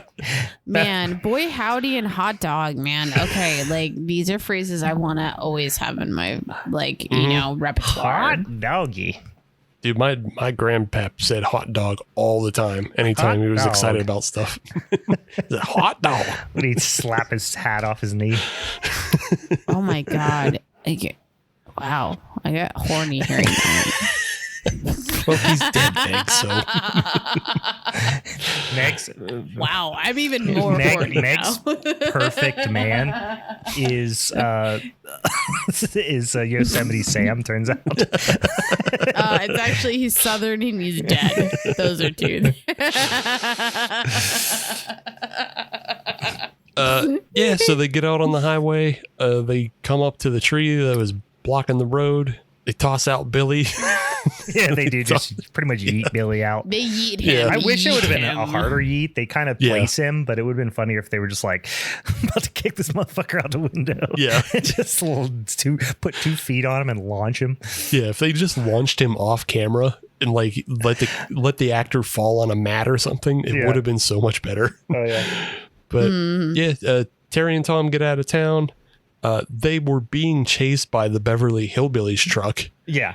Out of town. Yeah, you could literally like, if you were to play the Benny Hill theme with a banjo, that's what would have been playing in the background there. Yeah, which fucking rules. The engine, like, they were very specific about keeping the engine sound of that truck in.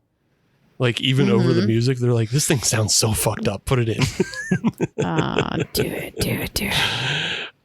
Then, like, made him probably feel like a little sassy, you know? Yeah. I mean, like, we're basically at the end because the main characters have escaped, and this is where, for me, it started to drag because it kind of became like, okay, you can end it now. Yeah. But okay, you can end it now. It's like you have the whole thing where they go and meet with a sheriff, and like the sheriff is like, I'm going to give you a fucking breathalyzer. And then we're going to go back to the town, and then this and that. And everything's mighty peculiar. He says like mighty peculiar 5 times. Yeah. I heard plenty of stories about this area. And he's like, what kind of stories? Ooh. Well, it's stories about a town that was. Yeah. Let me stroke my chin. Yeah. Well, it's funny because this is a scene that didn't need to be there and felt long. And then there's another scene after this. Right. Which is just like, Jesus Christ. Yeah. You didn't need the cop to explain it because you just get it. You get that it was like a ghost town. And supernatural shit. Yeah. But like, yeah, so it's supernatural, and like okay, it may like the whole story now makes sense as to why they're so into Confederate flags, why they don't actually particularly care about the people that they're scooping up. Like they don't realize that the huge migration of immigrants, from the 20s and 40s, they don't know World War II happened. They don't know any of this shit.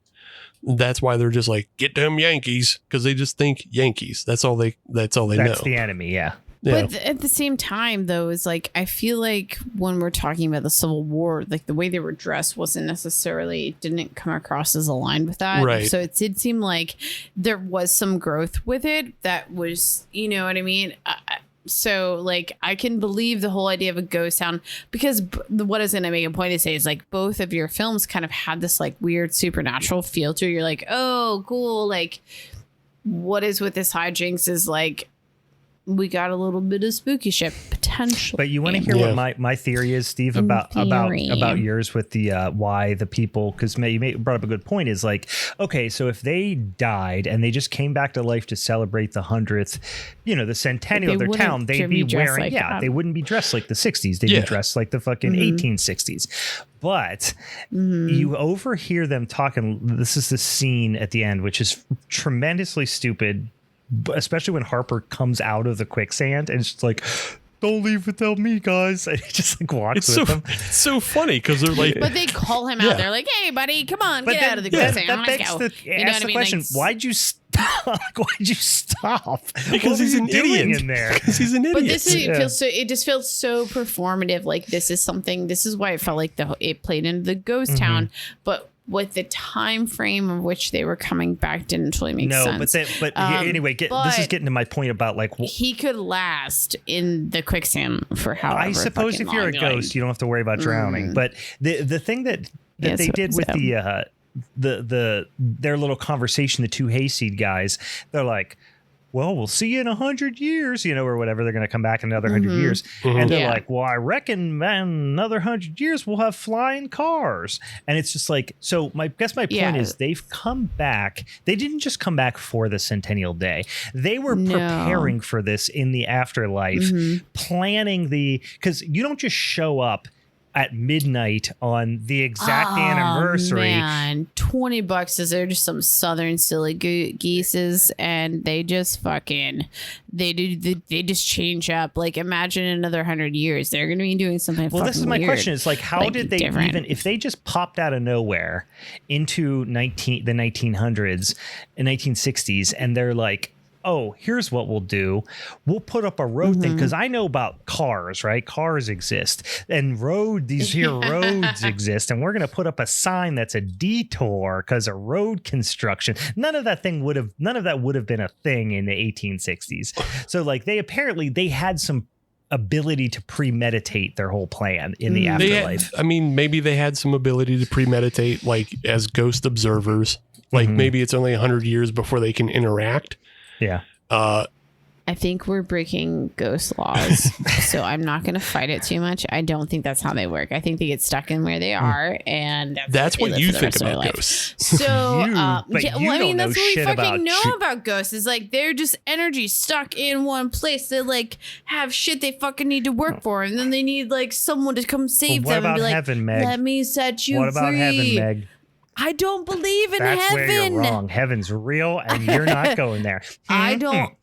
That's true. I fucking hope I don't. Oh man, if I end up in heaven, I'm gonna cause a ruckus. This is furious. Oh man, I'm gonna be such a ruckus. But also, Meg, you said they need something to work for, and this is what they're working for, because I believe if they had killed, make the South win. No. If they had killed all 6 tourists as they were supposed to, they would have brought the town back from the ghost world. I think it was a summoning fucking like. Oh, so they're like cursed. Yeah. So this is actually okay, guys. Let's break it down. This is actually a cursed situation. Makes way more sense. So now this makes the plot of like, let's adapt to society. Yeah. Yeah. All right, guys, let's fucking go. That's what they're doing. They were trying to bring themselves back. I'm on board. We can stop talking about how I'm gonna go to heaven and cause a ruckus. Let's fucking go. I like that we can insult Meg and just be like, "See you in heaven, Meg." It's supposed to be pretty cool there. Yeah, I heard they got fucking cheese fountains like Golden Corral. See you there, Meg. I just feel like they're just piss fountains. Piss fountains. Well, it's heaven. You can have whatever you want. It's heaven for somebody. Somebody's heaven is another person's piss fountain. I just want to ruin everyone's image about heaven by saying stuff like that. Like that's R. Kelly's piss fountain right there. Like right there. I see it right now. Kelly's heaven. Totally. Yeah, it's art. I hope so. Anyway, but you, someone who believes you're going to heaven, is gonna end up with that too. Piss fountain. Piss $20. 20 Only bucks if I want the piss I'll fountain. put money Maybe on I it. don't want it. I'll put money on it. I will avidly. Like Joke's I will on you, Meg. Oh, my piss heaven has a piss fountain.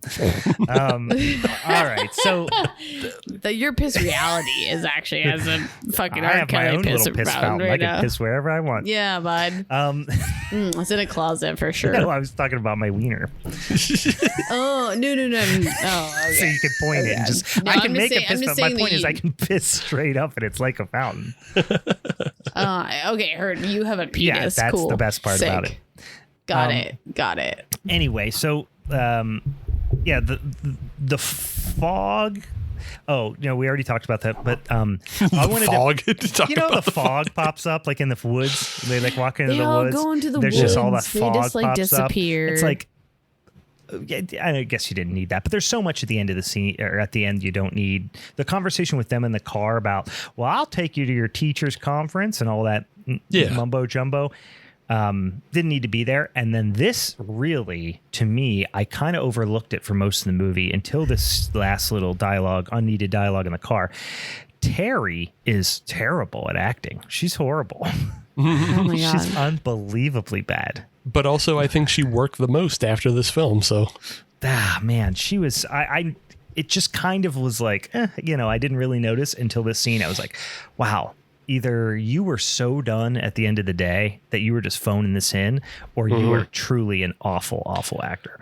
I mean, she worked all the way up to 2002. So I think she just didn't, maybe that last scene she was done. It's fucking hot and it's Florida and she's outside. She was phoning it in, yeah. Yeah. But not a big deal. But yeah, that's 2000 Maniacs. Everybody had a good time. It was Looney Tunes. There was ghosts. There was violence. It's super gory for the 60s. And it's a real fun time. And hopefully it brings you all to more Herschel Gordon Lewis.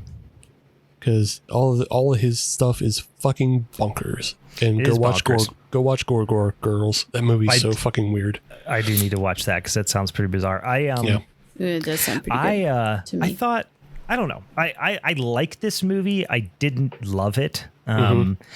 It's not long, but it felt long. Like it was only an hour 20 something runtime, but it felt like it was 2 hours long. Like I was definitely it kind of shot its wad early in the movie, where it really kind of peaked around the time when he cuts her thumb off and then cuts her arm off in like 5 seconds. And you're like, God damn, this is fucking wild. Like shit's about to go bonkers. And then it like kind of really doesn't. Like the drawn and quarter thing was okay. I don't know. It just never really got. It sounded like it was going to be a really creepy concept of like you're stuck in this town and everyone's fucking insane and blah blah blah. But then it just ended up. I don't know. It just it outweighed it it wore out its welcome. I'll say. Yeah, I mean, like for this film, coming after Blood Feast.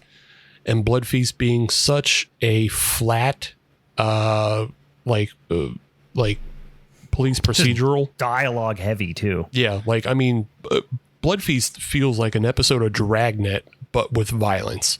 Yeah, is what that is. Way longer. Yes, it does. You're 100% right. It's. I understand the influence of it, but like Blood Feast is pretty boring. Right. Yeah. So, but I mean, I'm just saying like this is a marked improvement. Yeah. Over that film, because like you get a lot of interesting camera angles, like this like the camera, looking down upon the town as everybody's just swarming the cars, and like you get a lot of unsettling things.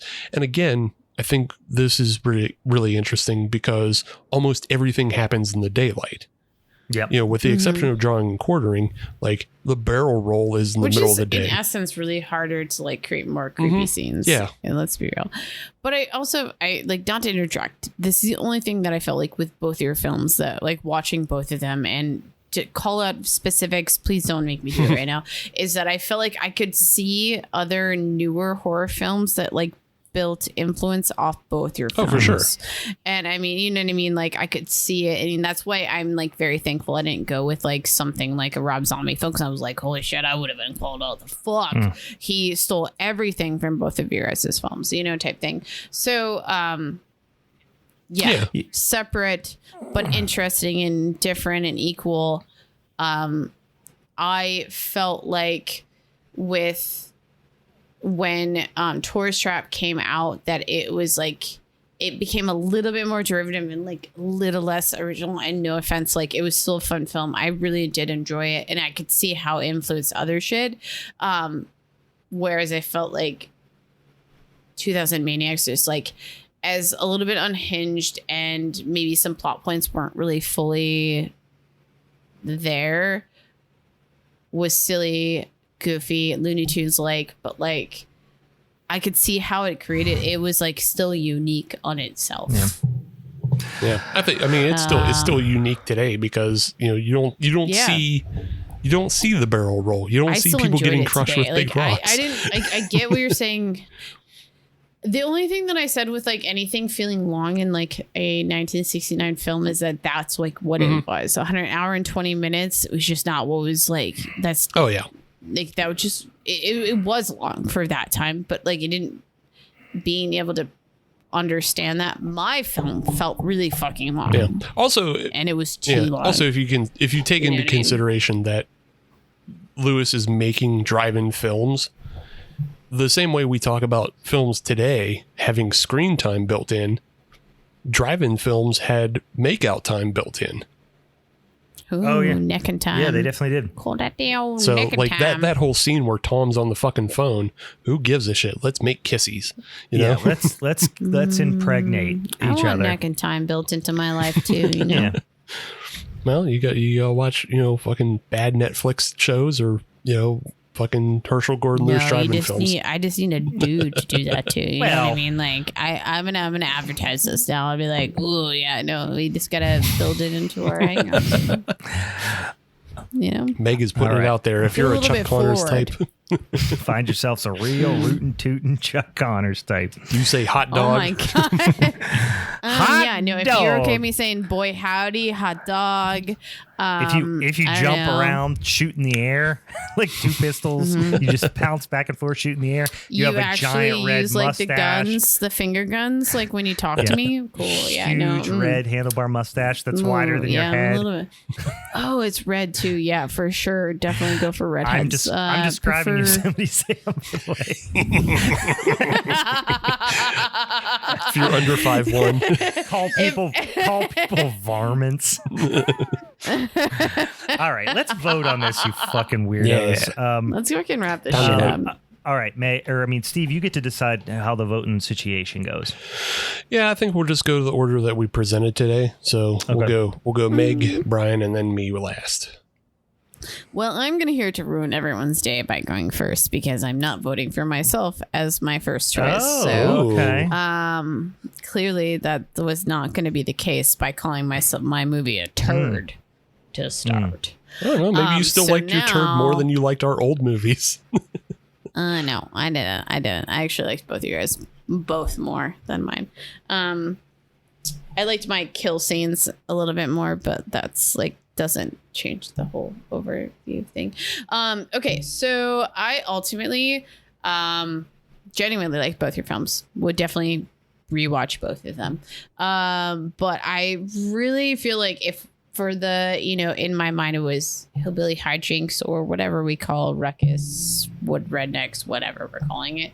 I felt like both of you guys like kind of had that sense to it. But I really liked 2000 Maniacs a lot more. I had a lot more fun with it. it seemed a lot more silly to me, which I'm not necessarily what I was looking for per se, but like overall for like the gore, kind of what I expected out of a redneck film was being silly and off the walls in a sense, but also like kind of hitting some things. I don't know. I don't even know exactly what to look for, but I feel like Thousand Maniacs, I kept my attention. I had a lot of fun with it, and that was, yeah. Oh, you know what you've done. Sorry, you know bud. what you've done to us now by going rogue. You know what I'm you went doing? rogue here. You've. I don't know if you guys would have expected me to. Steve at a three-peat. So our votes. I mean, you could vote for my film just to be an asshole. No, I and can't say do that. Mine's definitely the best. Can't, yeah. But I would have voted. I would have voted for yours second. Really? Yeah. Wow, really? I really didn't like 2000 Maniacs. I thought it was. I'm actually a lot more shocked. I understand the influence, like the influential nature of it, and I respect and appreciate Herschel Gordon Lewis, but it was boring and poorly acted, and the sound was terrible. And apart from a few little fun bits, the whole thing could have been like 20 minutes long, and you would have got all the good parts. So like it just dragged on and on and on. It reminded me of like the amusement park a little bit, the early Romero film, but it did. But I feel like less boring. Right. Well, exactly. Well, the amusement park was like a half hour long or something like that, wasn't it? It's definitely. It was only an hour. It was like a straight hour. Yeah. Yeah. So it was like not even really feature length. So for this movie to just, like I said, it just dragged. It was, there were some fun parts of it, but like there's a lot of movies that if I want to have like, you know, hijinks with the town people and all the cops being silly with each other and blah, blah, blah, blah, like there's probably some movies I would have picked over this one. I didn't dislike it, but at least with Wolf Creek, I thought the performances for the most part were pretty good. There actually was like a couple of parts I was like, oh, there are horror elements to this. Like 2000 Maniacs is, aside from the violence, it's almost hard to call it a horror movie. But I think, I feel like the only thing to say, like a time and place of that, of how horror's evolved, I fully think it falls into like a horror, modern, you know what I mean? No, like, it's clearly a horror movie, but by modern standards, there are Westerns that are way more violent. Yeah, there's Westerns that are way more violent. I think, and I hate to keep like making this silly comparison to Midsummer, but it's kind of the exact same thing of like, you have a town that is like off-putting, that is in the middle of daylight. Like what makes this horror is like, oh, you almost feel like this could happen to you. And you're right. You're right. I take that back. It's very clearly a horror movie. That was probably unfair to say, but I think part of like the things that make it special like that, which is, you know, I'm imagining, what's the Twilight Zone episode where, even the original Body Snatchers movie, like it's not violent or gory, and there's not really much even in the way of like visible monsters, but the scary thing is the oppressive feel of the town. Right. And you got that in the very opening scene when they drive into town and the whole town's around them. But then after that, it just kind of loses the creepiness because everything becomes silly. It becomes silly, and also they kind of give away that it is malicious. They show their hand. Yeah, you're way ahead of the protagonist. You know what's coming. You're just you're not along for the ride. You're witnessing it. Right. Yeah. Right. And that, like, I don't really want to tear apart Tourist Trap either, though. Like, I feel like if we start like nitpicking it, there's like elements of it where you're just like, okay, yeah, like I knew this, like there could be a lot of things that ended up being predictable, even though like plenty of it, you know, if I exist how I am and I'm like, yeah, don't put me around dolls or anything like that might come alive, because this is just shit's gonna make me terrified because it's just things that really fuck me up, you know what I mean? Like the time and place of all that, like I don't discredit it at all. I think of like, if I'm thinking for this topic, I think both actually had like really insane elements for this whole, like, I actually, in watching mine, I was just like, wow, mine's, I don't know if I was expecting to have some sort of silly element to it or creating an expectation, which wasn't the full thing, but like thinking of like Southern people who are just like tricking people all around. Like, I felt like the 2000 Maniacs has created a world where there is just over and over again a like trap for that. And not saying that Tourist Trap wasn't like that, but I feel like it was a very predictable, like very specific, like, I am going to capture you and I'm going to turn you into a mannequin. That's now going to be a thing, something, you know, like there is a suspension of belief in all of that. But I loved 2000 Maniacs for a couple other reasons of like, I like the silliness of it. Genuinely, I think the gore is good for the time and place of it. And I liked the element, like both of you guys kind of had this, like, for me, it was like supernatural feel that I was like, I didn't know this genre could possibly like just take on that as a thing. But they kind of both had that element for me. So I like that too. I had fun with it. So like, that's why I went with Just Maniacs. I was like, I kind of just, I liked both, though. I will give you both. Like if I picked a second, obviously Tourist Trap would have been my second, and then my movie would have been my third. I know what I mean? Like that would have been I picked a little bit of a polarizing movie with Tourist Trap. I definitely get that. I don't think so. Like it hit the genre. Like I don't have any discredit. I think when I came down for me, I was like, what did I genuinely enjoy watching a little bit more? And like both were really good picks. Like the moment I watched both of yours in the same night and then watched mine over 2 nights, and I'm like, fuck. Well, oh man, I don't know. If we've learned anything, if Meg has to spend more than 2 nights watching a movie, she hates it. Yeah, no, because I'm falling asleep watching it. No, but I genuinely, I had fun watching both of your guys' movies in general. So, like it was a good like episode to finish on. I suppose. Yeah, it was fun. It was a fun topic, and it was three enjoyable movies. I didn't hate Wolf Creek as much as you guys did, but I thought they were all pretty enjoyable watches. The problem now, you see, is that we really might have fucked ourselves. And here's what I would like to see. You can't just bail. After you do this bullshit and you give Steve the three-peat, which means he's going to do something awful. I know he already has said it. I heard. For you to just drop this bomb, just to take a shit in the middle of the room and then just leave, just walk away and say, you clean that up, Brian, with your brain. I don't love how that feels. I think it's fair that you stick around for one more punishment episode to get what you have coming to you, because this was your fault. That's what I think.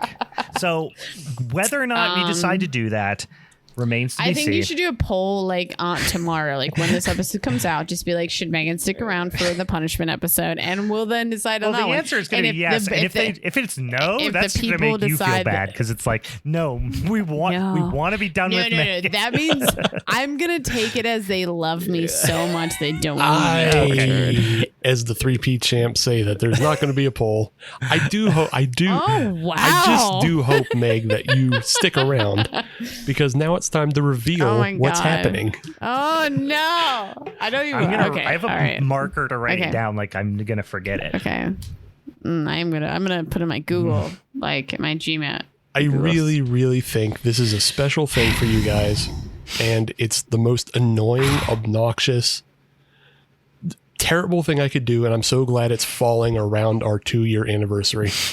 Okay. I actually saw on my Instagram stories that today, as we were recording, I was posting that we were recording our 1 year. Yeah. Or 2 year. Yeah, our first episode came out on June 7th, I believe. Yep. Yeah, so this is a very... Happy anniversy, guys. Oh my God. I kind of got drunk on the episode and had to, like, handle that and eat a bunch of crackers that you guys didn't know I was doing. Well, this is your anniversary gift from me. Yeah. The most annoying, obnoxious thing I could think to do. Okay. Is to make you guys watch my senior thesis film. Oh no. My God. No, are we gonna get this dropped in our drive or something? It'll be on YouTube. That way the audience can watch it as well. All right. Okay. We are going to watch my 25-minute short thesis film. Yeah. Goal of my dreams. And if you have 3D glasses, you go ahead and put them on. Oh, now my I gotta God, find. I need to find some. Oh my God. Where can I buy them? I don't know. Just find some red and blue 3D glasses if you got them. Okay. On the YouTube. So we are watching. It'll be. I'll put it up on the Halloween is Forever YouTube channel. Yeah. So everybody will have a week to watch it. It's only 25 minutes.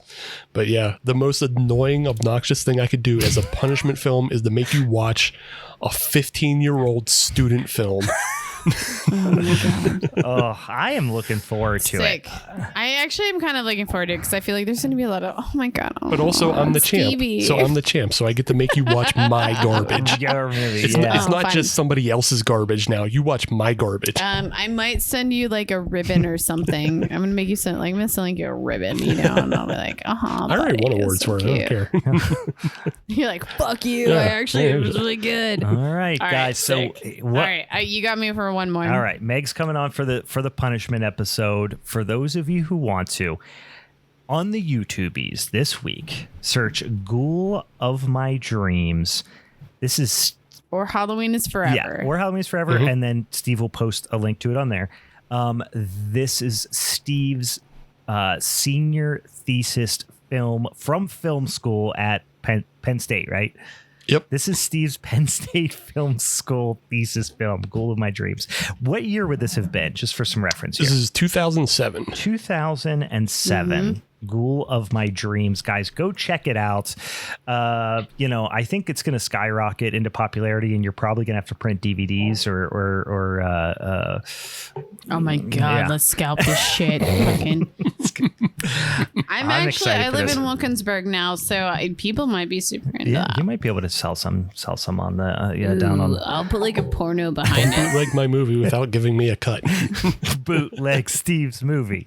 All right, guys, that will be. I'm intrigued. It's not what I was expecting. It threw me for a loop, but I'm intrigued. I told you I had something special. Yeah, and the only I thing just that's thought it was special, going to be horrible. Like I thought you were just going to do some. I didn't promise snuff it's film not or something. I thought something bad was happening too. No, we're going to watch Steve's film, which I'm excited. To. We've asked him. We've tried to pull information out of him in the past. He's always very tight-lipped about it. He's now going to unleash it on us. So I'm excited to watch this. For this very reason. Yeah. So I could do a three-peat.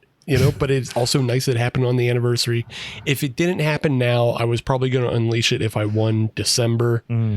Just as a Christmas present. Just as a Christmas. You kind of have a plan for when this you're is going to premeditated. win, strategically. Yeah. Premedicated. Premedicated. Well, I'm currently premedicated. This was premeditated. I'm glad that we can reverse this a little bit as far as people who don't know how to speak the language. I'm always kind of American. Premedicated. All right, guys. Check it out on the YouTubes. Join us next week as we watch Steve's senior thesis film and discuss it on that motherfucking Minisode. Oh, I'm actually gonna have a point system. We're gonna have I am going to write notes and give you a score and be like, you pass or fail, bud. You get an ABC C minus. Yeah, no. What if you get a B minus? Give me whatever you want. It's 15 plus. You give me whatever you want. It's 15 years old and I already got my degree. So, all right. I feel like this is more important. This is more important than your degree. This is a make or break situation, guys. You did this to yourself. No, I'm doing it to you now. All right. You watch student films. All right, you buttholes. Brian's got a shit. Poop. Let's go. Shut up. See you later. Bye. Champ. Champ.